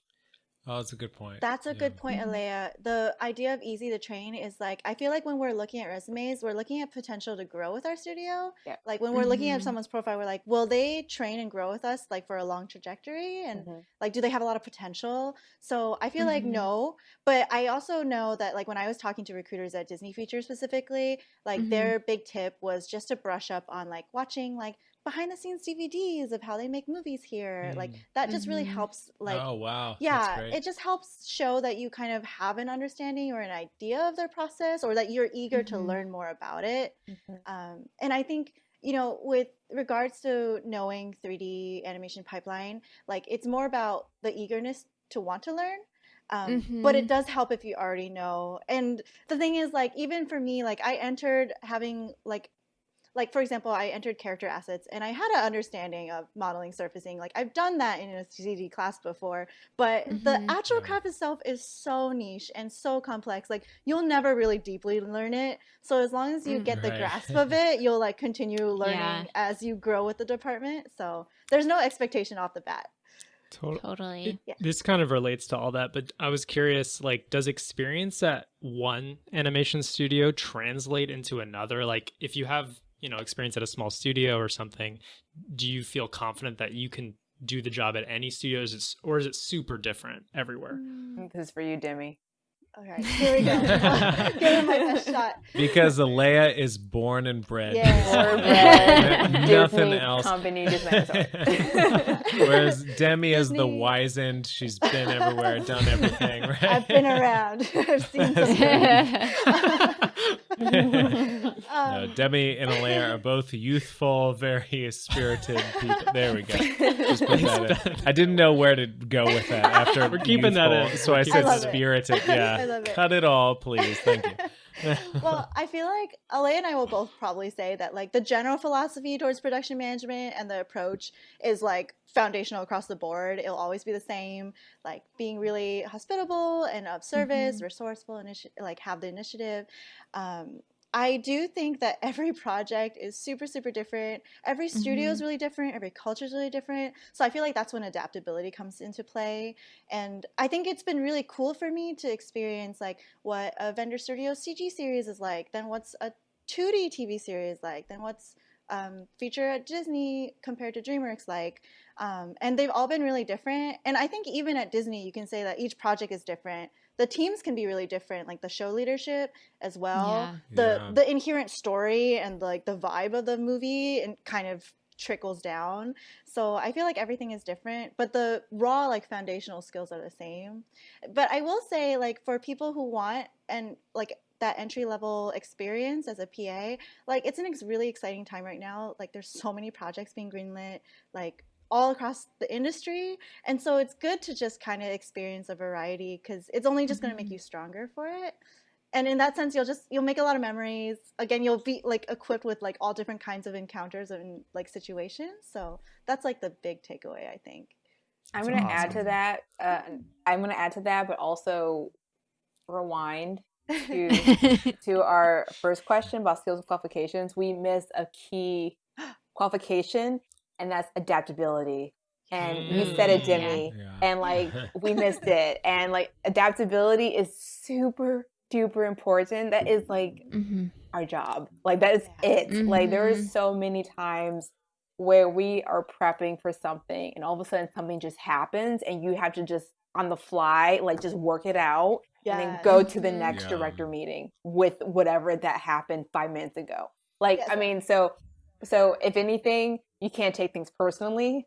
You just gotta just keep on going, keep on doing it. This is a new information. Okay, well, what I did yesterday for 5 hours, scrap it. All right, let's do this. You know, like seriously, like you have to again, it's pivot, it's a tough skin thing, but adaptability is key, and Yeah. do not take things personally, because it's not. Yeah, It's not that's so about. valuable. Yeah, it's not. Yeah. It's not about. It's not like aimed at you. It's just the way things are, and it happens Yeah. so much in our job Mhm. that like a lot of us are like, okay, whatever, cool, let's do this. You know, like again, you know, but like I forgot we did not mention that, and that's really important. So Yeah, adaptability. Yeah. I'm glad you highlighted that.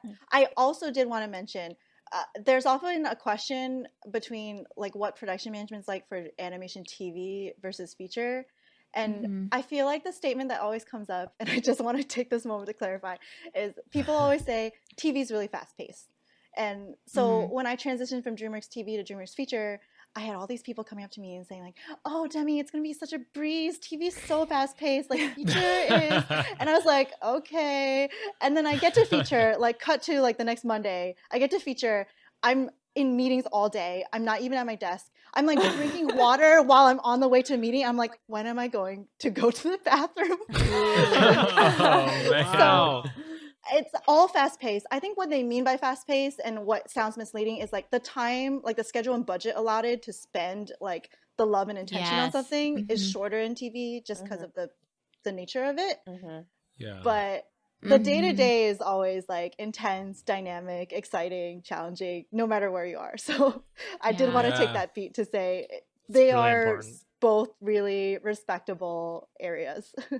Mhm. That's a really great point. Something you both kind of touched on, which I love, and that we've kind of touched on in past episodes, is that it is so different. Like you said, project to project, studio to studio.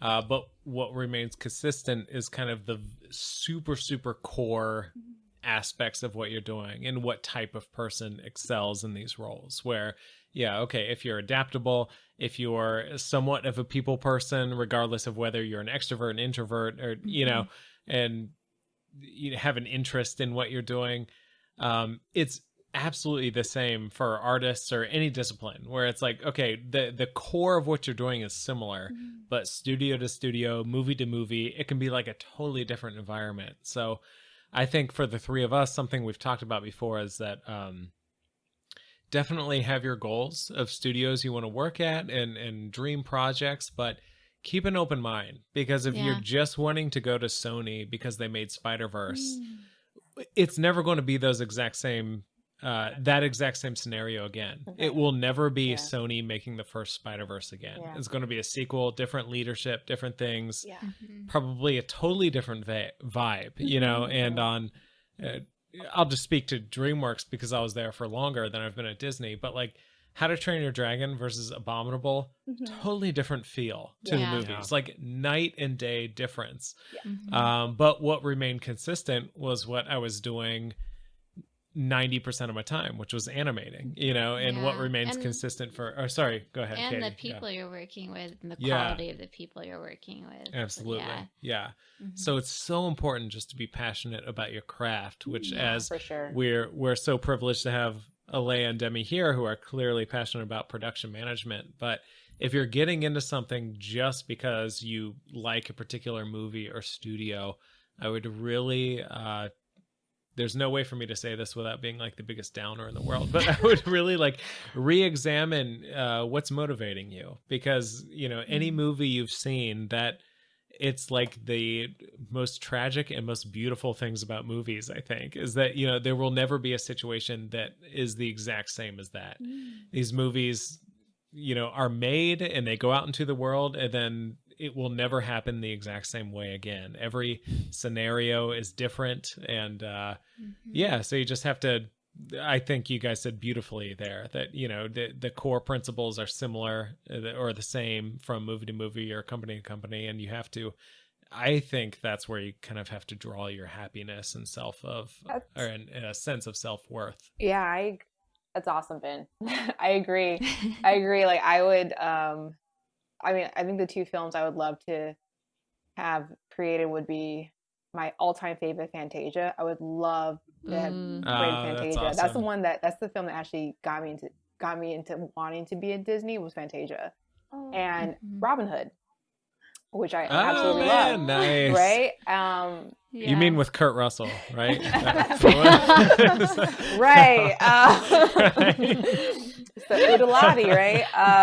So Right. yeah, like, but like I totally I feel like people sometimes have rose color glasses on, right? And Mhm. Yeah. they have this perception, and it's really about being open minded, you know, to reality, and it's really important to be, you know, like this is you're never gonna have another Lion King or Little Mermaid. Sorry, it's just Yeah. not gonna happen. You Right. know, like Yeah. it was done so well that that's it. You know, so Yeah. so but you could contribute to the next film and it'll be fine. Yeah. You know, that kind of thing. So, Yeah. but I totally agree with you, Ben, on that. Okay, so one of the last questions we have here in our day in the life section is, what are your favorite parts about your job? And then what are your least favorite parts about your job? And maybe kind of like, what are some of the biggest challenges you have in your job in general? Most challenging and favorite part is going to. It's funny, both going to a different team, going to a different department. Because you like you're on the battlefield with, you know, your department and your team, and you guys went through stuff together, and when you have to leave, it's just, I mean, that's like kind of the production management where you're like, I can't stay, I gotta go. Oh, I will always have to leave. I will never ever be like in one department always. And when you get a really good connection with that team, and you're just like, yeah, this is great. You're always in the back of your mind, like, this is going to end at some point. We're going to have to go. And it's so sad. It's just like, you know, it's so sad that like a lot of teams are like, we can't let this go. Let's have monthlies on the calendar. We do, like, for every, you know, we have monthlies, and we're like, okay, you know, like, how's everyone doing? Because we just can't let it go, because we just, you know, the challenging part is that when you go to a new team, you have to prove yourself that you vouching for them. You're like, no, I have your back. And some of them were kind of skeptical. They don't say it, but their body language, their emotions are saying differently. And you're like, no, but I have your back. You don't know it yet, but I got to prove myself now over again. And it feels like every department kind of is almost like that. Some aren't. Some are really great. Some are very like standoffish, though, unfortunately. So I think that's one, like, my least favorite, because I'm like, I have to prove myself that I will, you know, like, vouch for you in a room if you're not there, and I'll make sure that you're not overworked. I will do that for you. You just got to give me a chance, you know, that kind of thing. Especially when they come from a really great team and they're like, oh, what are you gonna do? You know, that kind of thing. You know, that's such a good point. So. I didn't think of that, but it's so real. It's like because production management, we have to be well-rounded and like visit other departments. Like that, I didn't even think about that, but it's so true. You have to like start over to build this connection with someone new to gain that trust. Yeah, that's a great point. Should we get the least favorite parts over with, and then we talk about our favorite? Yeah, that's sure. That let's do that. Well, and on a positive note, for me, so I guess this kind of applies broadly to any leadership or management role. And the good thing is, as you continue your career and you grow as a leader, the humbling and wonderful thing is that people start to seek you out for help, and it almost feels like you take on the role of a therapist. And I actually enjoy this emotional aspect of like our line of work a lot, but it is a lot of emotional labor, and it's important to recognize that it takes a lot of energy. And then I guess where it leads to like my least favorite aspect of the job is it becomes to be more challenging when you take on responsibilities that might start to overlap with HR. And these are very occasional situations, but for example, I'm thinking performance management issues. I think production supervisors especially, they do a really great job like shielding their chords and PAs from having to deal with these situations. But I've been really close to some of my leadership where they've allowed me to kind of get a glimpse of it, just so I sense like and understand like that's your responsibility as a leader as you climb the ranks. And so I guess like if you have someone you're managing on your team who isn't maybe doing well professionally, whether it's related to their actual work performance or maybe their attitude or maybe with like navigating office politics, I feel like it can be a really big daunting responsibility to be that leader to help navigate and facilitate that. And it just takes a lot of like experience and EQ and maturity to navigate situations like that. But these things happen like no matter what your industry or setting, it just comes with any leadership role.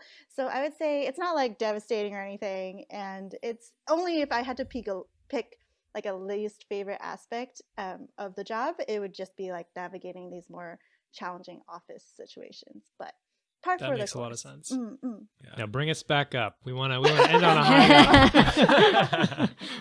I would say what I love about every department is different, and every department has, I would say, their traditions, which are so fun. I just love them. Like, I love them so much. Like, stereo has their traditions that they do with their team. Animation has their traditions that pranking. It's so awesome. Like, it's so great. You know, it's just, you know, like, just, it's just awesome how, like, karaoke. I mean, it's just great how, like, other departments, like, handle That's so things cool. just to bond. And, you know, and they will, like, it doesn't matter if you're new, they're like, okay, come on, like, it's your time to sing, let's do it. You know, it's just really great, you know. So that's one thing that I really like about my job, because even though there can be times where people are skeptical, there also can be times where people are just very much like, you're a part of us now. Come on, let's do some stuff. Let's do some team bonding, and they're very sincere about it. So that's great. Camaraderie. That's awesome. That's so That's real. awesome. I have two favorite things. I guess one, and it's like the sign that I was like meant to be in production management and pursue it. It's like when you are like a well-oiled machine with your team, and like you just have an amazing week. Like, I remember on Frozen 2 lighting, there was like a crunchy week, but not only did we like meet our productivity quota, but like my team shots, like, they just blew everyone away. It just felt so good. Oh, man. Like, leaving So that cool. review, everyone's like so triumphant. It just feels so good, and like everyone's just kind of breezing and like just like so in sync. Like, it just feels so fulfilling. And like I remember like leaving that Friday, and like I almost like had like a high, like an adrenaline rush, because it felt so good. That's awesome. Yeah. And then the other thing, I think we kind of mentioned it before with like the art background, is like it's such a privilege to see like just like this masterclass of animation in general. Yeah. Like, every time a shot goes through every department, it just gets plus so much, and it's just so magical to see. And then once it reaches like the final lighting and DCI, it's just like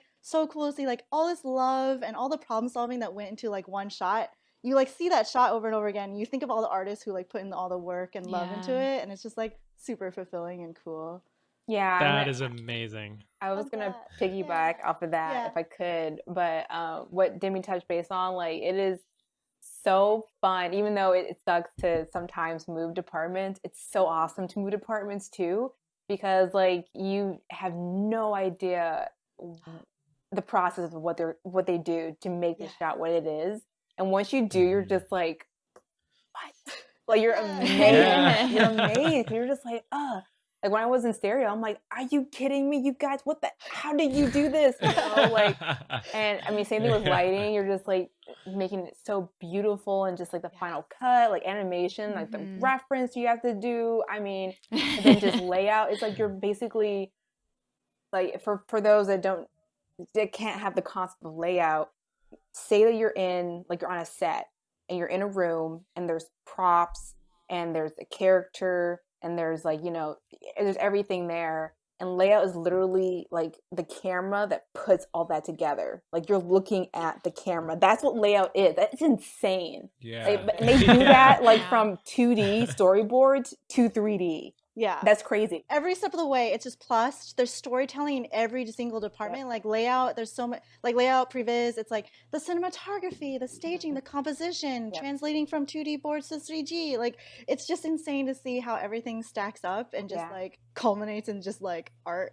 It's so cool. It's so like interesting because animation is such a, like, everyone always says, oh, it's a collaborative medium. It's a collaborative medium, but like it's easy to forget. That's how they say it. Exactly. Yeah.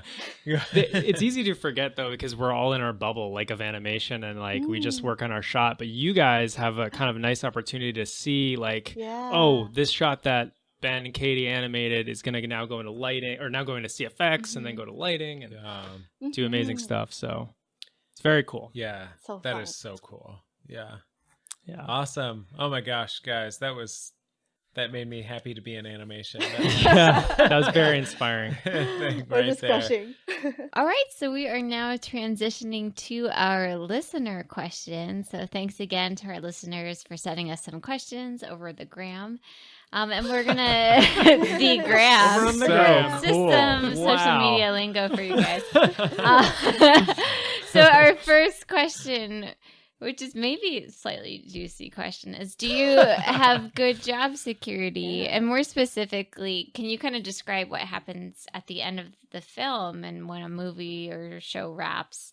Do you have to job search again, or do you interview again, or do you just kind of transition to another department?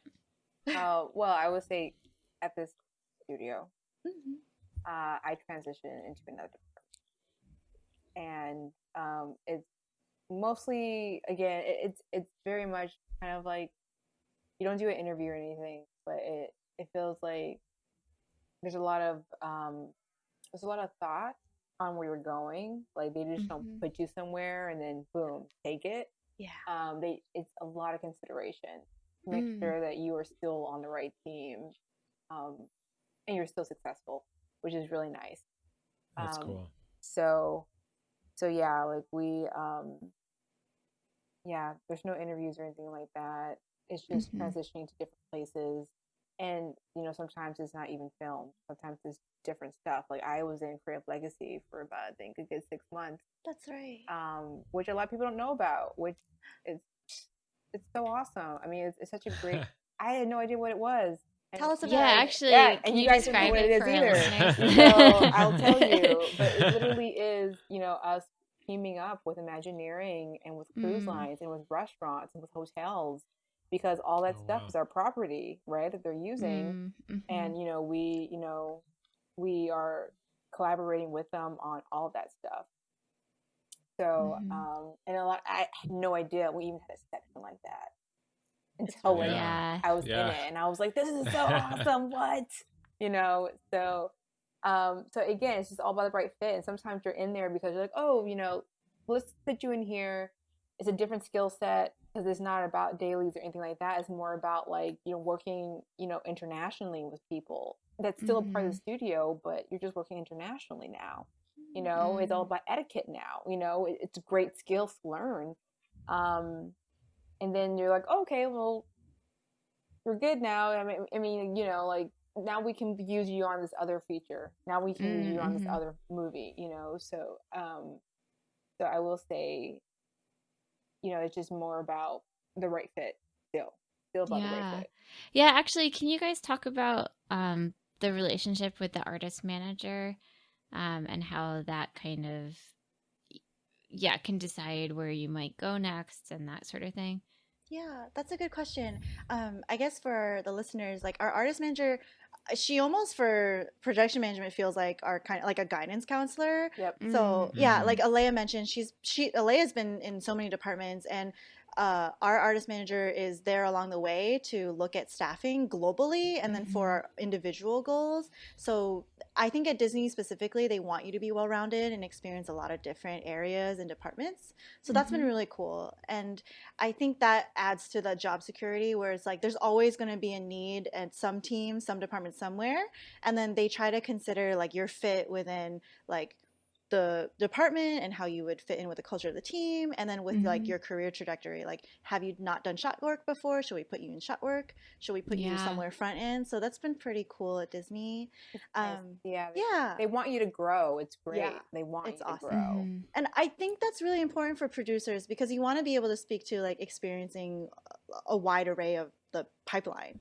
Definitely. Yeah, that's a really good point. And I have a quick question. I'm not sure if this even, feel free to just like shut it down if you're not sure, or if it's a dumb question, but does that process transitioning from one film to another change very much depending on kind of what level you are, versus like you guys are obviously chords right now. If you're a production assistant or a supervisor, do you guys know much about how that might look different for those, different levels? No, I mean, I don't know for sure. I know PA and chord very much the same. Oh, okay, cool. Very much the same sort of talk. So I can't speak for supervisor and up. But Okay, I know got it. being core, it was very much like, what are you interested in? Yeah. Oh, I That's want to do cool. this department if I can, that kind of thing. Yeah. And, Mhm. just really filling out what you want to do and why you want to do it. Like, what are your goals for this time? Yeah. That Yeah. kind of Got thing. it. I will say, like, the cool thing about entering as a PA is I feel like you get to turn over different departments faster. So that's really Okay. cool for an experience. You grow really quickly. You meet a lot of different teams really quickly. So that like Yeah. establishes your understanding of the studio really well. Yeah. Okay. Mhm. And Awesome. then I do feel like there are departments that are more intensive than others, like in terms of the workload and crunch. So I know, like, my impression is like for like production supervisors, the casting for the department is like really crucial to see like what you can supervise. Sure. It sounds like the job security element is like pretty positive, especially at Disney. And I wanted to kind of ask a follow-up, kind of maybe this is mainly for Demi, but do you think that same process applies to other studios? Like, is it globally like, I mean, obviously you don't know globally, but like in other studios, do you think it's the same process, or do you think it's more like I know, for instance, like artists, it's very contract based, where it's like, okay, you're hired for this contract and then you end. Is it similar for production, or is it more kind of along the lines of what Disney is? Good question. That's actually, we're on the same wavelength because I was going to try to touch upon that. Okay. I think, so we're contracted to the studio and not like a specific project usually. So I know at DreamWorks TV, they have a similar person who's kind of like the guidance counselor. And she usually has you like do like a very soft interview or at least chat with another show's leadership before she casts you somewhere else. But they are really good about retaining you within the company. And then DreamWorks Feature is interesting because they have the same philosophy, but you do interview with show leadership for different projects. So it's an interesting, like slightly different method. Yeah, definitely. I'm not sure about other studios, but I feel like it's generally like you'll always need a decent amount of prod staff per project. So I feel like job security is pretty decent. Yeah, I can add on to sounds it a little bit. Like, I think at Blue Sky, I PA'd there, it was also very similar where they made a conscious effort to rotate people through departments with the objective of like making them well-rounded so then they can move up the career hierarchy. And it's certainly easier to keep someone in-house than it is to kind of train a new person. So for studios where they have a rotating schedule where they have consistent work, I think it's definitely like there's good job security for production staff. Where you might have less security is with more like freelance type pop-up projects that come up, where it probably is way more project based. And the only thing I wanted to add on this topic about like kind of transitioning to different departments is sometimes, or at least in my experience when I was a PA, there is like a networking aspect to it where you can kind of meet people around the department and see who you gel with, especially when it comes to leadership. And then they might like select you as a more junior person to be on their team based on how well you get along. So I definitely felt like when I was transitioning to story or certain departments, like people I think I can be frank about this. Yeah. That like the leadership on Ralph like scheduled coffee chats for me to meet people, which were sort of scheduled under the guise of like, oh, let's meet and have coffee, but I think we're sort of feeler coffee chats to make sure that like I would gel on their team. So I do think networking and just getting along with people and like you guys were saying, being adaptable is definitely an asset that is taken into consideration when they're like building their prod staff. So yeah, something to keep in mind. So another question we got from a listener is, what are your thoughts on the production to artist career path? Because I think there is this, some people might have this belief of like wanting to get into production as a stepping stone and then transition into being an artist. Do you guys, what do you think about that? I love chatting like art and production management with Alaia, and I'm curious how this goes. I think not as restricting as it used to be, to be Yeah. honest with you. With you, yes. So I will say though, when someone is interviewing for a production person, I feel like they want to keep them in production, to be honest. Yeah. Sure. And they don't want to Yeah. be a stepping stone. They want you to be a production person, and they can bring you up to be more. So I think I remember when I was in college, a lot of that was happening where artists would be a PA or they would do internship as PA and they were really good at it, but their goal was to be storyboard or to be whatever they wanted to be. And I'm sure it probably got a little frustrating to be honest with you, because it was like a kind of a trend. At least, again, I wasn't in these internships, but from what I'm hearing from like, you know, my fellow students, like it happened all the time. And I remember hearing about like how it you know, it got to the point where like they would ask them, do you want to be an artist or do you want to be a production person? Because it was getting so like normal for them to, you know, because these you know, these kids were great, they're talented, you know, they had these art skills, we're gonna get them for storyboarding and stuff like that. And so I feel like if anything, like if you want to be an artist, you should apply as an artist. If you want to be production, you should apply as a production. And you know, and if there is something where you have opportunity and all of a sudden it's great and you go into creative side, that's awesome. You know, it's great. But like also I will say again that times have changed and artists can be production people and production people can be artists. So you shouldn't like just limit it, you know? I agree with you. Yeah. And I feel like, just to like back you up, like to provide the reasoning for it, is like I feel like production management doesn't always get its due and it's underrepresented, and we are like its own craft in itself, and there's so much value to it and training. So if someone's going to train you starting as a PA, they really hope to grow you. And so I feel like this conversation, it's super interesting. I think it's super fascinating. I would love to like hear Katie's thoughts on it too, because you did make the leap.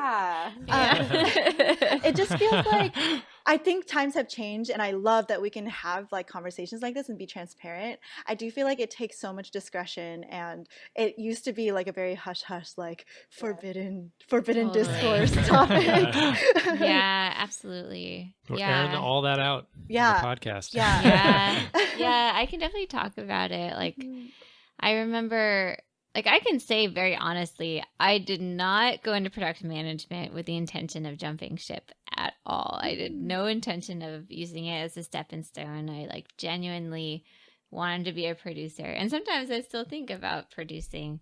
But over time working as a PA, I could kind of feel myself feeling the pull towards the creative side. And I genuinely enjoyed being a PA. I found the work very rewarding. I felt good at it.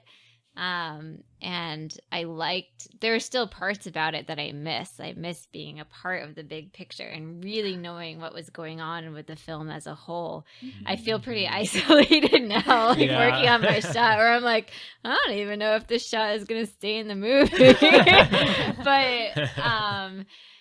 But I did feel a pull towards wanting to do something creative for my job. And like while I was working as a PA, I saw Ben's career in animation kind of taking off, and could tell that I was very interested in that.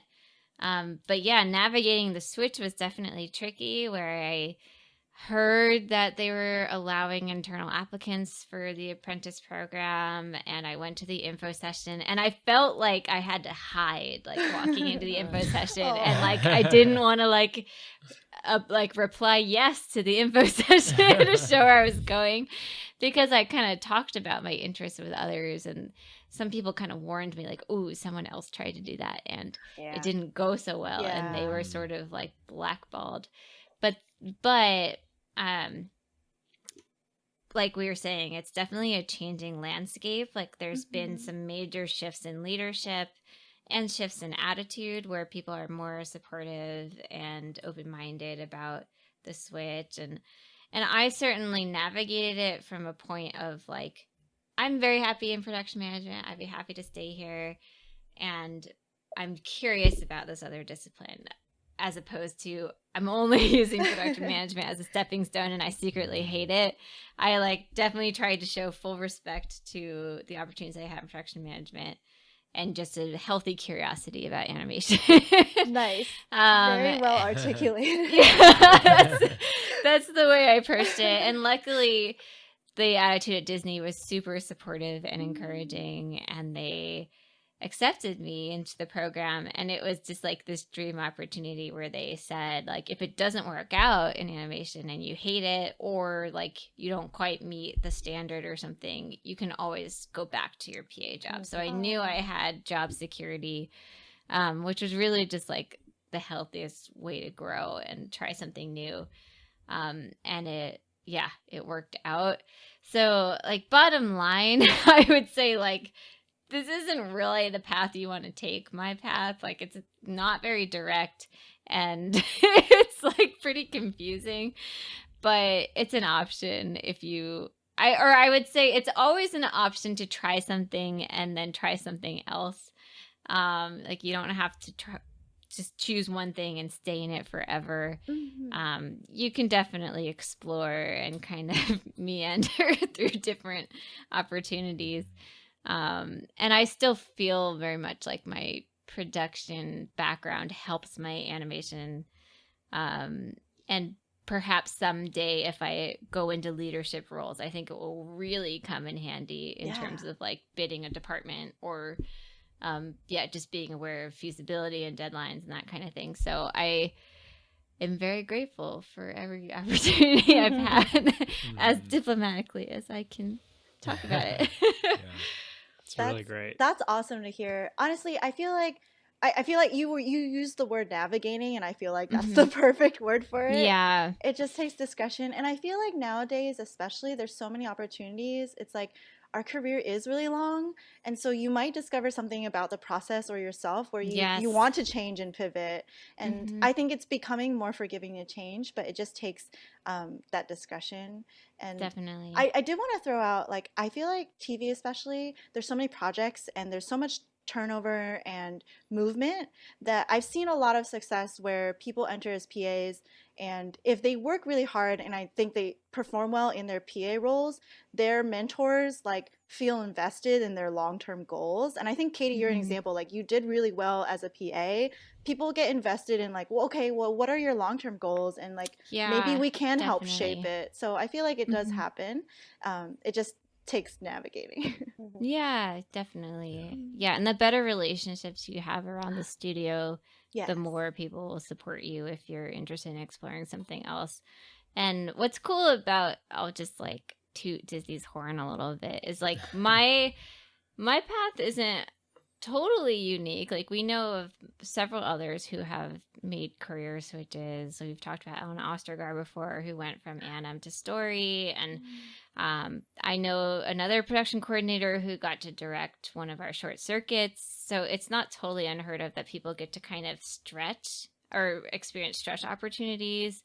I know environment modeling Soup, who also got to try VizDev. So like, I guess I say this just to say you don't necessarily have to pick one thing. You might be able to explore multiple, and hopefully you can find a place where you can grow and try that out. Very true. So the next thing I wanted to bring up is we discussed earlier on in the episode how both Demi and Alaia are really amazing artists as well as working in production. And we kind of wanted to talk about how you guys balance those two things. Specifically, kind of two-part question of how does your artistic background inform your production management performance? And just generally, how do you guys balance being artists versus your job? I actually love this topic. I think it's really like personally meaningful, and I always think it's really exciting when I meet production people who have creative or artistic backgrounds, because it's really fun to see how it manifests at work. And I just think it's really extra rewarding and magical to get to have an opportunity at work to like let that side of us like shine. And I think it manifests itself in different ways in how our artistic background informs our day-to-day jobs.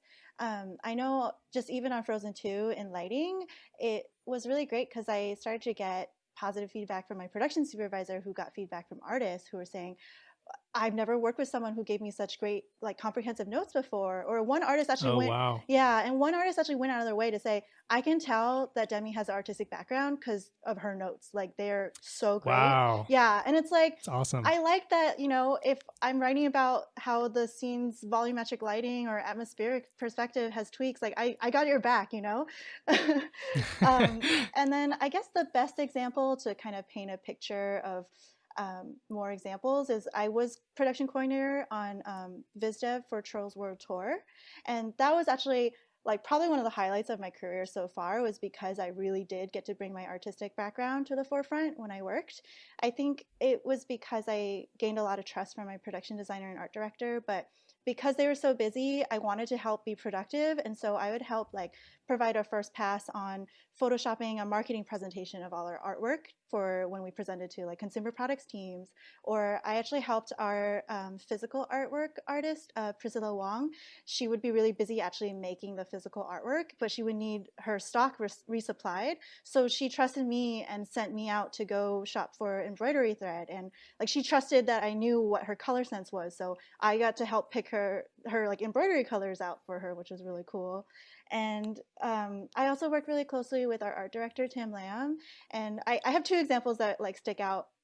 One of them was because I was the coordinator, for VizDev, I was keeping track of every single approved artwork and every single piece of art that we were going to present for director reviews and such. And so the way I would present things, I knew how he thought. And so I would first, for a presentation, like make the first slide like his color key, and it's atmospheric, it's storytelling, it's characters set in an environment, and it's a storytelling moment.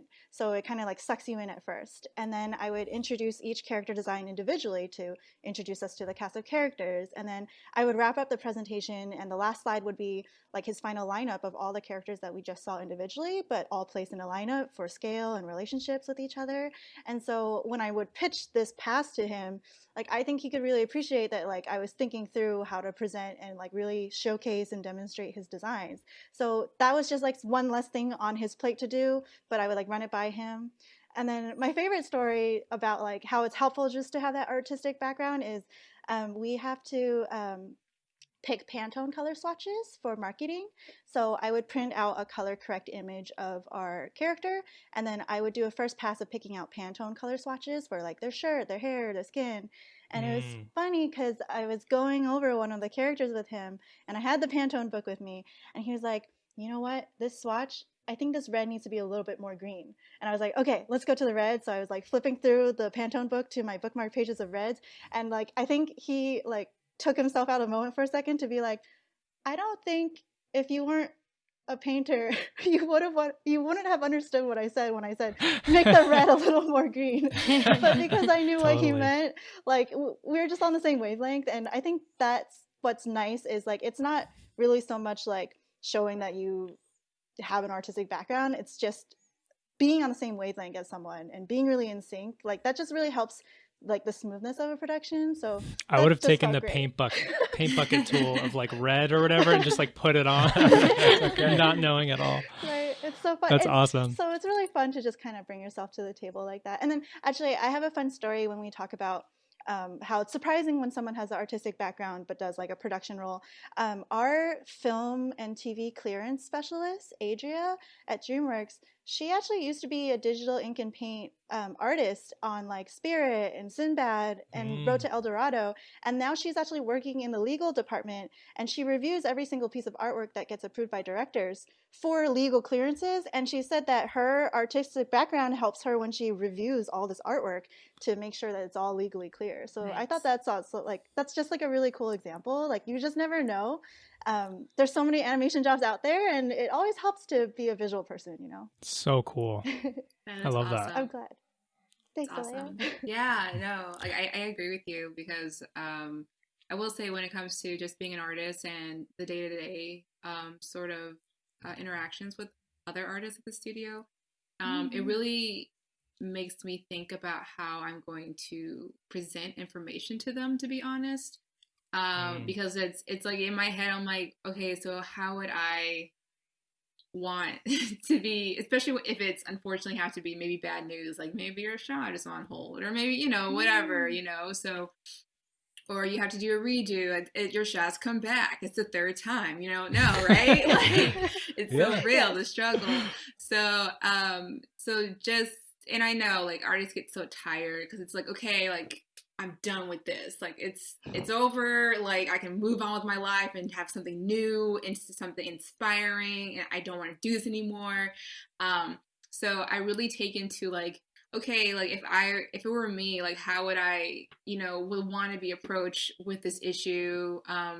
Just because, like, you know, like, the production person knows that, like, okay, this may be the third time the shots come around, or this may be like a really hard shot and they worked so hard and now it's cut, you know, like, or something. So just like that, just having kind of that, like, perspective really helps too, with, like, just kind of talking to them about difficult situations that happen every day in the production.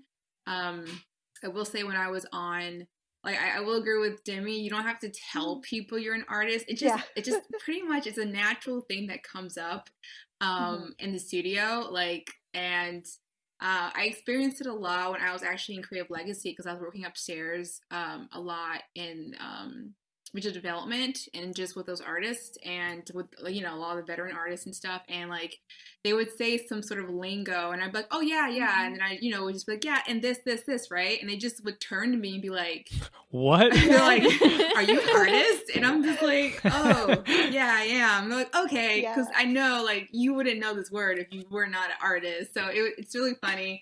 And in turn, it really kind of opens up the conversation to other things. Like, I just love how once they find out, it's just like, oh, okay, so, like, where did you go to school, and all this other stuff just kind of opens up, and it's really cool to see, because a lot of the people that I was talking to in Legacy are, like, they're veterans. They've been at the studio 15, 20 years, and they've been working on, you know, all these other great, you know, films that I grew up with, like Aladdin and, you know, Tangled and all that other stuff. So it's just one of those things that it comes naturally. Like, I would definitely not force it, obviously, but it's just it's a great thing when it happens, and it also just gives you more understanding with you know, with just the hard topics to deal with. So that's a great point. It builds, like, instant trust and like connection and empathy. And actually, as I was talking, I did also feel like, oh, it should come naturally. Like, I feel like listeners should know, like, I kind of see it this way. It's kind of delicate, and you kind of want it to, like, emerge naturally, because I personally have to keep it played down, because, like, I feel like I would never want a professional, like, veteran artist to think that I would ever conflate, like, my, like, foundational background knowledge to, like, where they're at. So it's only when it's, like, productive and helpful and, like, relevant to, like, contributing as a production person where it's for sure. Like, if they have, like, you know, brought in the opportunity to be like, hey, what do you think? Like, absolutely. But I, you know, never will I ever say, like, hey, I'm an artist. Like, I never ever did that before. By the way. Hey, by the way, you know, because, you know, it's just not needed. It's not like, it's not what I'm there for. You know, I'm just here to help. And if it happens to come up just because I know something, or I say some sort of lingo, then, hey, that's great. And now we have, you know, we have more things in common. But other than that, it just really helps with just, like, understanding just more of, like, a person's reactions to things that happen, because, you know, like, how would I react to this? Like, this sucks, you know, but I, you know, so but it really does 100% with you. That's so cool. I would have never kind of thought about that, but, like, you know, if you come from an artistic background in your production, you know what it means to, like, lose all that work, so you know how to communicate it to, or you like you said, like, you know how it would feel, so you can empathize. I love that. That never occurred to me, so that's really cool. Going to our second part of the question, balancing being an artist versus our job is tough. It is so hard. I mean, let alone, like, being an artist and you're trying to do your own personal stuff, like, outside of work. I'm sure that's, like, daunting. Yes. And for us, it's the same thing because we all go on OT. You know, we're all like doing all this other stuff. And I will say, like, I mean, completely honest with you, like there was a period of time where I cannot draw. I couldn't draw because I was way too busy, and it was like months and months and months and months and months, and I just did not pick up a pen, or I did not pick up, you know, my iPad or anything like that. And you know, it's tough, but then it's not tough because my other side of my brain is just like, well, I have things to do. Like, you know, I'm a production, you know, management person, so I'm not like suffering because I'm not doing my art. It's just I'm doing something else that I love, you know. But it does get tough when, you know, you get kind of rusty because you always need to just keep on doing it and practice. So I think that's like the most frustrating part, is that I have to get back on the wagon again and be like, okay, like, or get back on the horse and just be like, all right, like, let's do this one more time because I'm so rusty now. I think me and Demi were talking about how, like, we need to take like life drawing classes because our gestures are so stiff now and everything. And so, but I learned from Frozen 2, like, to just like try to do it like at least like maybe once, like on a Saturday or Sunday, like just like sketch. And like save big challenges, like, you know, like the October challenges and the May challenges. Save that, like, if you really want to do it, but don't pressure yourself because it's just so hard, you know. Totally. But yeah, just pacing yourself. I would say like at least once a day, especially if we're in crunch. Try to draw something. Yep, I'm with you. Alaia had mentioned, you know, artists who draw all day for their full-time job and then go home and work on their personal art or manage their Etsy account or do like a special custom piece for like a gallery or a show. I always go back to that thought because I'm like, I don't have that endurance or reliability to do that all day and then go home and do more. So at least I have that where like during the day, like I'm organizing, I'm scheduling, I'm like working with artists and maybe getting inspired by the work that I see. And then at some point after work, even if it's just once a week, I'm like creating something for myself. And it just feels more manageable to look at it that way, where like, no, I'm not being asked to draw full time and draw on the side. I'm just drawing on the side. So that's made it a little bit fun. And I think for me too, like drawing is a way to unwind and relax at the end of the day, especially like figure drawing where you're kind of zoning out and just drawing whatever is in front of you. Like that's relaxing. So it's just like one of the like hobbies you can pick up after work to decompress, which is nice too. So interesting. It's like I could see both sides of it being more relaxing to draw at the end of the day if you've done your production is like your primary thing you do during the day because it's something different versus it being just exhausting. Like I can see it both sides of it. But that's super interesting insight. Yeah, it could be a stress relief too. So, you know, you could just be, you know, like it's been a tough day. I need to just like take it out on this artwork, right? So, and a lot of artists do that. So it's, you know, mainly for that too. I use it mostly for my imagination has been kind of locked in a box the entire week. I need to just do stuff on my iPad just to like kind of push it out so I have some sort of voice, you know, visually. So that's what I usually use it for. Yeah, those are great points. Yeah. For sure. So for our next question, this is a big, juicy one that everybody wants to know. And it's that basically, do you have any general tips for applying to a production job? If I'm in school or if I'm a young professional right now, I have no connections within the industry or anything. What sort of edge can you give me, if any, for applying? Ooh. Well, actually, the first thing that comes to mind, just when looking at resumes, is I think a trend or a pattern is like I see people with like really great resumes, but maybe like what you're saying, like you have a hospitality background or like you don't have an experience with animation before. I really want to see, in addition to your cover letter, just like an objective line on your resume that just spells it out to the recruiter. Like it just makes it easier for them to just be like, oh, okay, this person really wants to apply their background and experience to this animation studio, and like that's a great tip. Yeah, that's their interest. It just makes it so much easier for them when they're going through stacks of resumes to just be like, oh, I'm wondering about this person's story, but then here they are spelling it out for me in one line. So that's my tip, I think. That's Wow, awesome. that's great. Tip jar. Tip Spoilers. jar. We've had like 12 tip jars. Yeah. Yeah.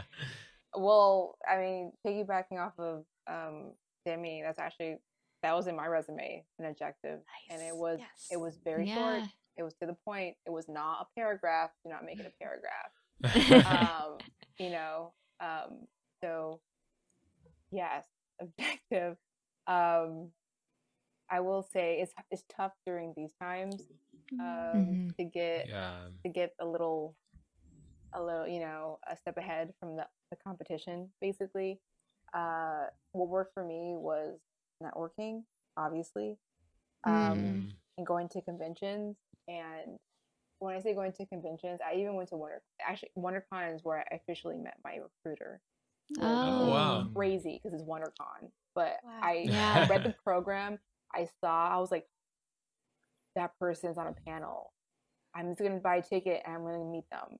I'm just gonna try it out. That's awesome. And I literally went to that panel, and it was a great panel. But then at the end, I went up and I'm like, hey, my name is so and so. We've been emailing each other. I just wanted to let you know that I was here, and it's great to meet you.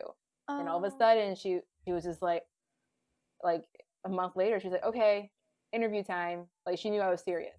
Like, she just knew I was serious because I just took that effort. Like, just stuff like that where you're like, I'm just gonna just go for it just because I just gotta just put myself out there. Yeah, that's huge. I think that would be great. For this time, I would say try to use social media to help you out. Like, there are obviously different opportunities now, different groups that can help you with like portfolio reviews and resumes and stuff like that, right? So doing that is great. I know when I was waiting for my break, I went back to school. Like, I was like, I can't be idle, because when I get idle, I get really unhappy. And so I was like, well, let me perfect things that I am bad at. So I actually went back to art, and I was like, I suck at perspective. Let me go back to perspective. Let me go to background design at this community college that had a great program that no one knows about. And I was like, let me just go ahead and do this real quick. And also, I can meet this teacher, I can meet these artists, and I can network.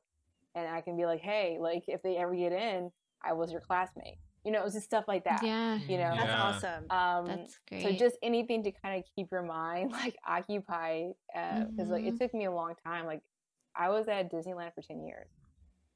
Like, it took me a long time. Like, I graduated during the first recession. Like, it was crazy when no one could get a job. So,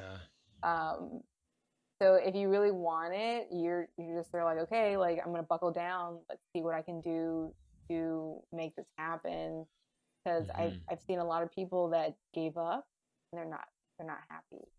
And I was like, and I was like, maybe I should be a nurse. Maybe I should be a doctor. Like my parents want me to be, and they were very supportive. Like, my mom was very supportive of me when it came to art and everything. But then I was like, well, let's be practical. I'm not getting anywhere. This is like, this is year 5 for me at Disneyland. I'm not getting anywhere. Maybe I should go back to school for something else. And then I was like, I'm not happy. I'm only happy when I draw. Okay, I'm going to go into an art program, and I'm going to try production management still. So if anything, like, I would say just keep yourself busy, but keep yourself busy where it's relevant to your profession.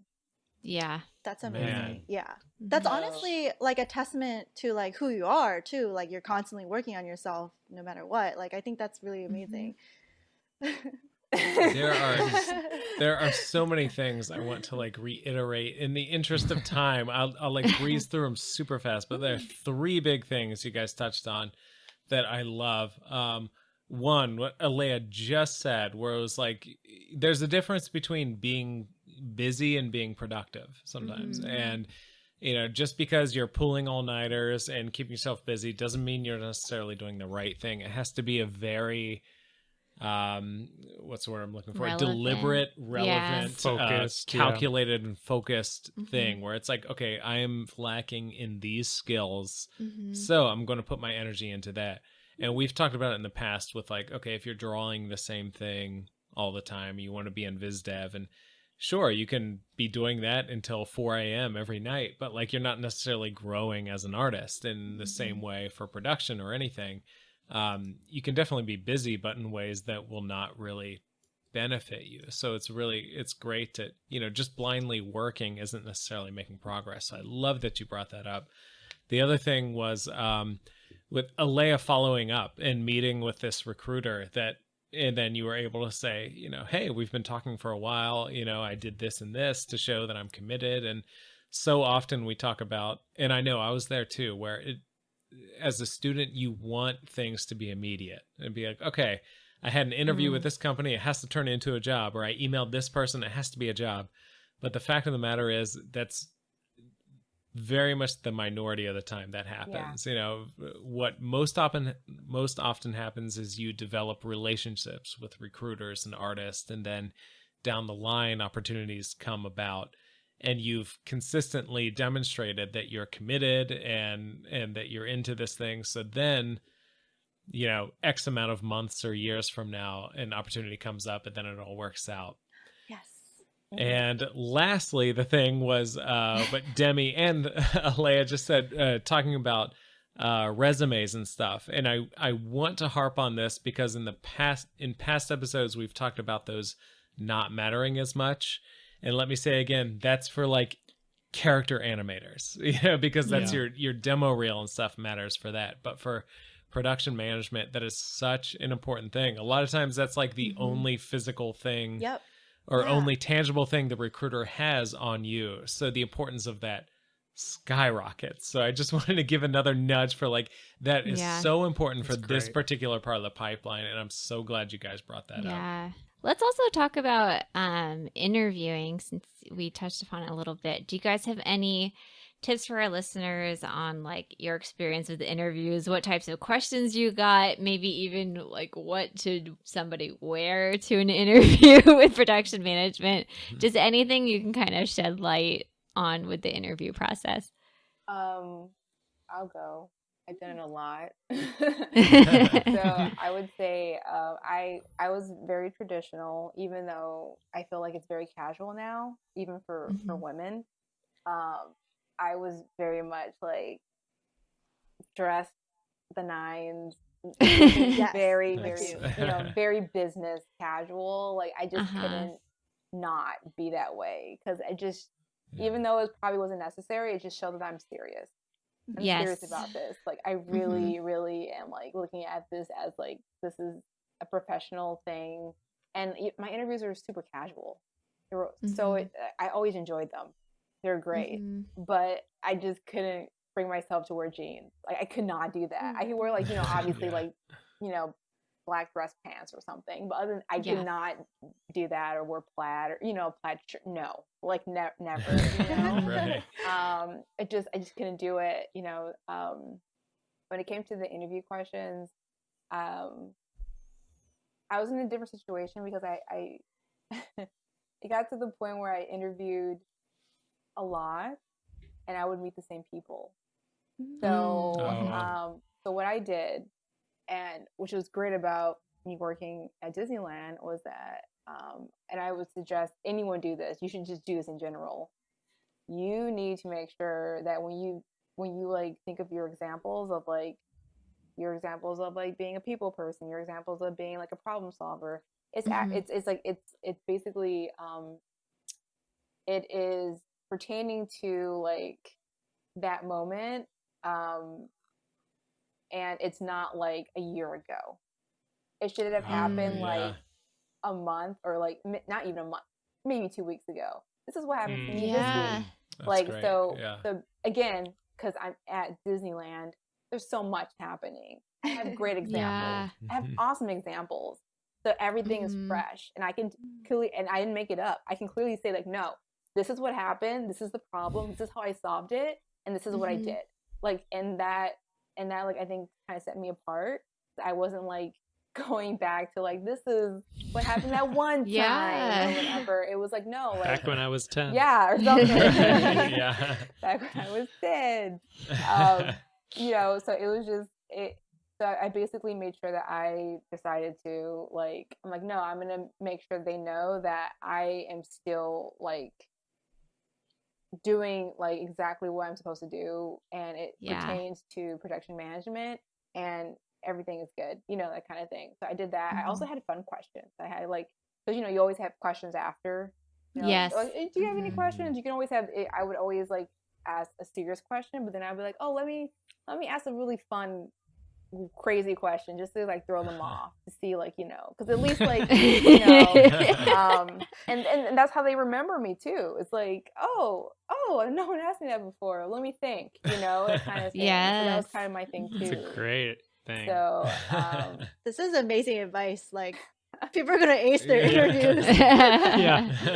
well, that's what I did. That's some of the stuff that I did. So Everyone starts asking like crazy questions in Yeah. interviews now. Yeah. Quirky questions. I actually like that though, because it does set you apart Yeah. for sure. Alaia, you gave such good advice. I'm just gonna try to like cement what you're saying. I feel like by the time you get into an interview, it's good to just kind of boost yourself up and pep yourself up to say, okay, someone looked at my resume and they were like interested enough to want to meet me. And so I feel like the interview is just to like cement their impression of you and really like assess your convictions. And I feel like it's good to come in there and understand that like your role is to interface with a lot of people and work on teams. So they're trying to just like assess like who you are like in person, because like I feel like in person you have an aura and this attitude, and I feel like that's like that special sauce that they're also trying to see if you have. So it's good to like have your resume ready and like be able to give like awesome evidence like of problem solving, just like Alaia was saying, and tell those stories. And then remember that like you're also trying to just like prove to them that you're someone that they're going to enjoy working day in and day out with. I think that's a good approach to going into interviews instead of blindly being nervous in general. Yeah. Like pep yourself up. Like they were interested enough to like look at your resume and be like, I want to meet them and see who they really are in person and get a sense of who they are even more. So you've got this, when you go interview, you've got it. And if you mess up, it's okay. We've talked about that before. Like, just own it, like just acknowledge that you messed up and people will find that okay. It happens to everyone. Yeah. And be yourself, like do not, don't put on this happy facade, just, like just be yourself. Be yourself. It's fine. Because that's who they're expecting to hire and like expecting you to be like that all the time. So you just want to be you. Yeah. That is great stuff. And well said. A lot of what we hear from you guys about production is like how important your soft skills are and how important you are in person meeting people. And that transitions pretty nicely into one of our last questions we had from listeners, which is what has the impact of like stay at home and quarantine been on your jobs, considering it's so important in production to like interface with people, like, and I'm so interested to hear like how that has affected you guys. Looking at a lot of screens, that's for sure. It's different for me because my team is pretty small. So it's not as bad, I feel, just because my team is very small. And we still have check-ins like every other day and stuff like that. And we have like, we texts and stuff, Slack, all that stuff. We still do and everything to make sure that everyone's okay. But other than that, it's not as different as I thought it would be, to be honest. But again, it could be also because I'm in a different department. I don't really know animation wise, like what if I was in animation, how this would transition over. Like I don't have dailies. So that's definitely, I feel like that would be a very, very crazy change if I were in that department, if I were in a shotgun department, or a shot department in general. So yeah, I'm pretty with you, Alaia. I feel special. Like I feel like it's been not especially bad because we were introduced to our team like beforehand, or at least I was. So I kind of had a working relationship with everyone. So I didn't have to like build or forge like new relationships while on this job, like just through Gotcha. Zoom. So that's been helpful. But it is like nonstop Zoom meetings. Like I feel like people Yeah. say like when you're in the studio, you can stop by for a coffee or like go to the restroom, and here Zoom is like everything's on time, on schedule. So it's a lot of like Yeah. being Yeah. on. Just mental energy. Yeah. Makes sense. But it is pretty amazing that we're still able to like really go full force. And every day I'm like, Yes. wow, we're making a movie. Yeah. It's I cool. know. Oh my god. Yeah, It's crazy. it is amazing. All right, so we're coming towards the end of our episode, which means that it is time for the very popular segment Inside the Animator Studio. Woo! Changed to what for this episode? Oh, right, inside the producer studio. Hey-o. Hey, we're going to be So awesome. inclusive. Yes. Yay. So for this section, we're going to pretty much go rapid fire and ask you guys just some fun fact questions so our listeners can kind of get a taste of your personalities. So we're going to go rapid fire. So I'll ask you a question and we'll go Alaia first, Demi second, and you guys can just answer kind of as quickly as possible in the interest of time for you guys. So, so kick it off with, what is your favorite drink? Me. So my favorite drink is it's actually a French gimlet. Ooh, And I've never heard um, of that. It's gin lovers out there. It is gin Saint Germain with a splash of lime. It's delicious. Oh, I love Saint Whoa, Germain. That sounds lovely. Delicious. OMG. Is there a certain type of gin that's best with that? Do you know? I'm I- asking that as I- if I know what different types of gins are, but I usually I have it- understand there are. There are different types. I usually have it with Hendrix gin. Hendrix gin. Oh, lovely. Nice. Sounds terrifico. And you, Demi? Mine's not as fancy, but it's just a mojito. Hey. Oh, hey. Something Nice. Very refreshing good. and easy to drink. Noob question. What actually is a mojito? I don't even know. I just know it's like minty, but yeah, like it's muddled with mint. I like blackberries in it. It's usually Oh, yeah. so good. yes. You do vodka. Yum. Yeah. It's just Mm. like sparkling Awesome. and refreshing. Oh yeah. Man. sounds Two great delicious. picks for sure. Okay, next question. Can you name a particular movie, shot, character, or an artist that inspires you the most? Ooh, tough one. That is really, And you can name multiple things. that is so tough. Like I can't. Like if you want to say Garrett and Katie, that's Aw. I don't. Demi, do you have it? I want to pass because I don't know yet. All right, I'll buy Yeah. you time. I'll buy you Thank time. Mine's easy because I already mentioned Tangled, but I'll say Glenn Oh. Keane because I think it's Oh, not yeah. just his That's great. art, but just like his attitude. Like he's just like so into what he makes and like expressions. Yeah. Like he just Mhm. expresses himself so well. So That's great. Yeah. Yeah. That's awesome. I can't imagine like a young Glenn Keane because he seems like such a perfect like grandpa, you know, Yes. that like it's wise, like very yeah, warm. exactly. That Yeah. I imagine like 19-year-old Glenn Keane was basically the exact same, you know? Like- Okay, so I have something. So I'm gonna go back to Fantasia because I love that movie so much. Oh, nice. The Nutcracker Suite, I So love good. that. Beautiful. art and music. Because my mother, she loves music, and so she had me like learn a whole bunch of instruments when I was a kid. So Oh, like wow. just blending that together was so great. So it's like I love the Nutcracker. So yeah. That's awesome. That's, That's really a Love great Good one. pick. Nice. Okay, next. What is the best piece of advice you've ever received? A really simple one for you. If anything I comes to actually mind. have this one. I actually have Oh, this nice. one. It's okay to not be first place. Mm. You know, That it's is That's good. great. it's actually okay. Like that's what practicing and trying to be your best is all about. It's you don't have to be first place the first time. You can always better yourself.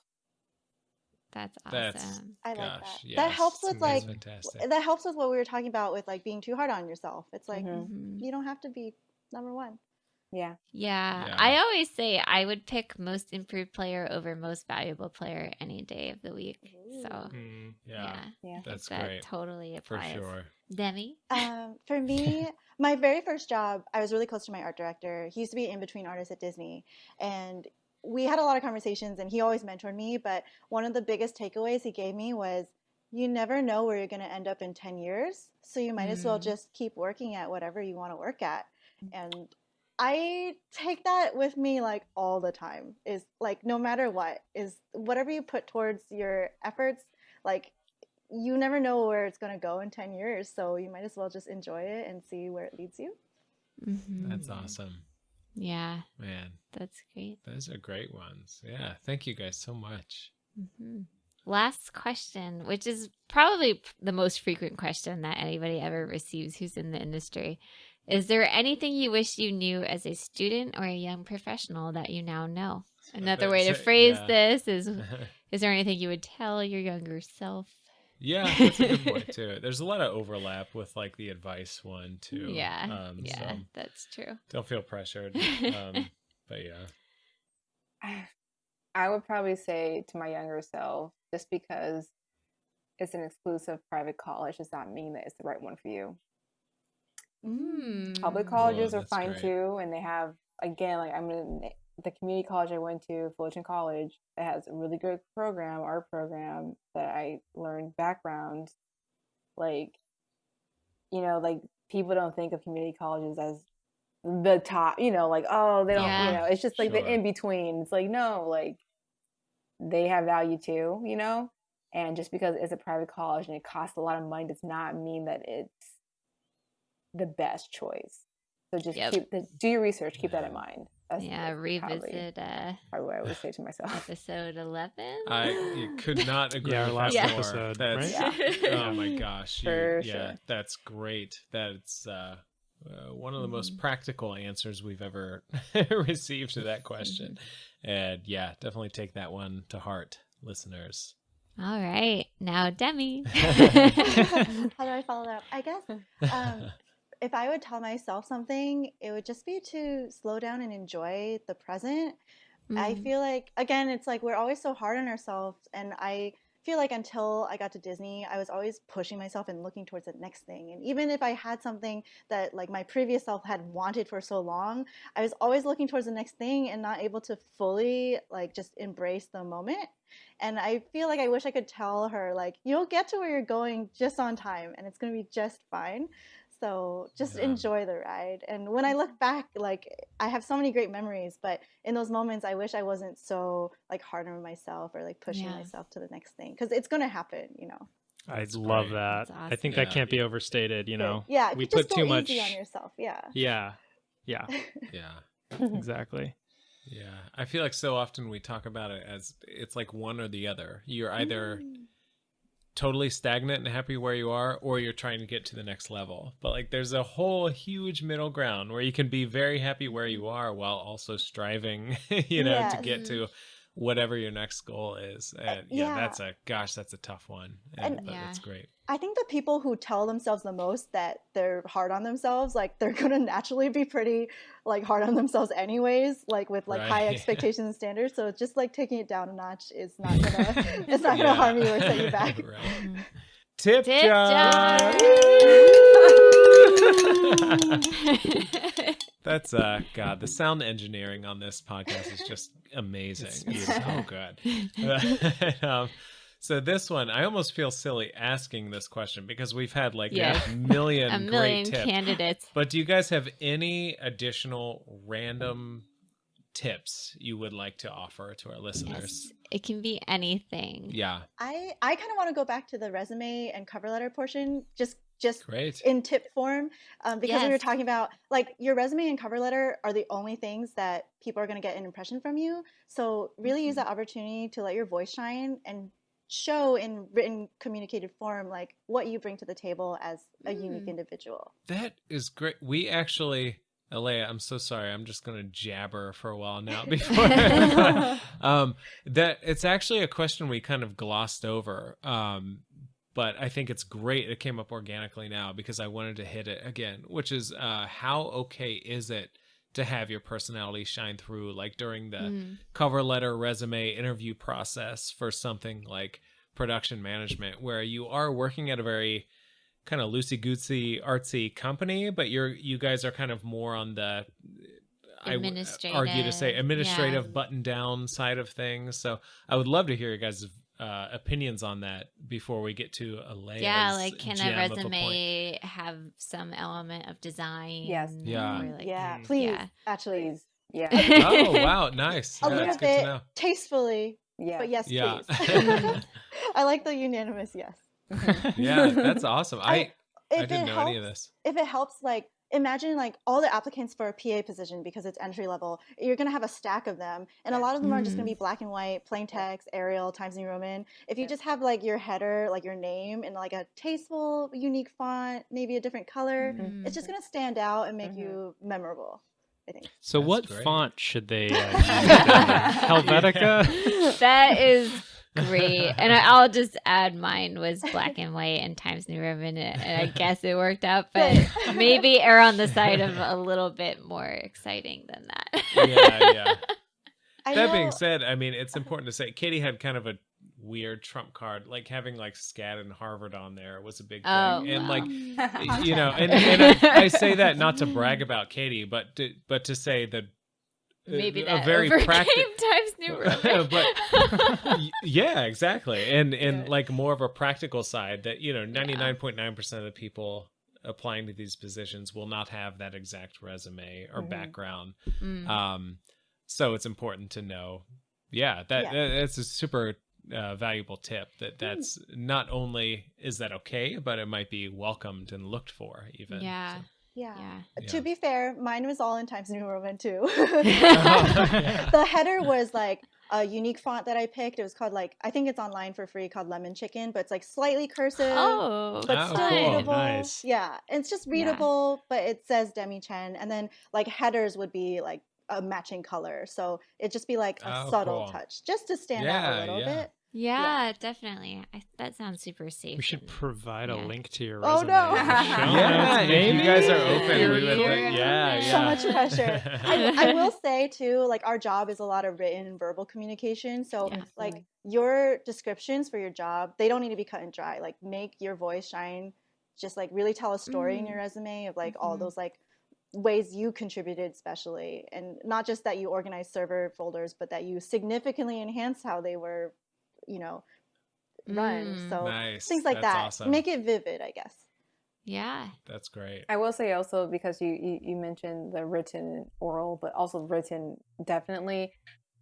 Please like proofread your emails, because that is going to, that it will like nix you. But seriously, that happened to me one time where I misspelled something, and they were like, it's all about the details. Like, we can't give you a shot because you did this. And I was like, oh, like, I mean, I told you that I proofread it and that I missed it. So like, it's all about the details. Just make sure you do that. Yeah, Good tip. That's a great tip. It's Yeah. great. Yeah, and you can ask like a friend or a spouse or partner to read something for you too, because sometimes you're just blind to it. Yeah. Because you Yeah, you were for the one who sure. wrote it, and it's like you have dyslexia or something, and you can't see it. It also helps to read it out loud. I've noticed for myself, because like sometimes I like write my emails and then like my mind like I fill in the errors, and then if I read it out loud, it forces me to be like, oh, that word makes no sense. Yeah. And That's great. My one tip is to be patient. Please. That is my major tip, because it's not a sprint, it's a marathon. I'm not joking. It is. Yep. It could be a sprint for some people. It's very rare. But in the end, like, it's okay to get frustrated, but you have to understand that this is a very small industry. It's not as big as you think it is. A lot of people know everyone, and a lot of people that you've admired and you watched are still working. So you need to understand that you have to be patient and just keep on keeping on. That's my tip. Yep. so much good knowledge. Very helpful. All right. Yeah. Thank you guys so much for coming on and giving all this useful info. It's so yes. valuable. Yeah, it was great. Thank you for having us. Thank you. Oh, So fun. Oh. It was really fun. So with that, we are officially coming to the end of this episode. Thank you so much to our wonderful Thank guests, you. Alaia and Demi. Thank Thank you. you. Dang. Before we go, we wanted to ask you guys, since we are, not to toot our own horns, but we are, God, we're popular. We're basically influenced. Wow. Humble. Oh, we just hit Yeah. 2,000 followers. for sure. I'm saying this because it's Yay. actually not true at all. We're very niche, very small community. But we would love for our followers to know more about you guys or anything you guys want to plug or social media or how anything. can people find you, follow you? I guess for me, I'm more active on Instagram, so you can just follow me, bwalker_art, and Awesome. you can see my artwork. Also, there you go. Yes. Nice. They're in for a treat. Yes. Yes. I'll provide my Instagram too, because that's probably where I'm more active. Mine is demi.draws, so demi.draws. Yay. Awesome. We'll put this in our show notes as well, so it's Yes, super easy. definitely. Absolutely. Thank you. Thanks, guys. Yeah, thank you guys. It's amazing stuff. Yeah, so we'll plug our social media next. You guys can find us on Instagram. We are at Animation Happy Hour. We're on Twitter at Anim Happy Hour. We're on Facebook.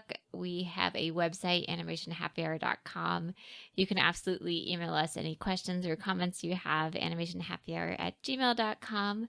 We recently started a newsletter where you guys can subscribe for episode announcements and kind of fun little clickbaity animation related links. So we're not spamming you. It's relevant stuff like job listings and trailers and cool demo reels, that kind of thing. So definitely subscribe on our website to the newsletter. All right, so that about wraps up the episode. This has been Garrett. Katie. Ben.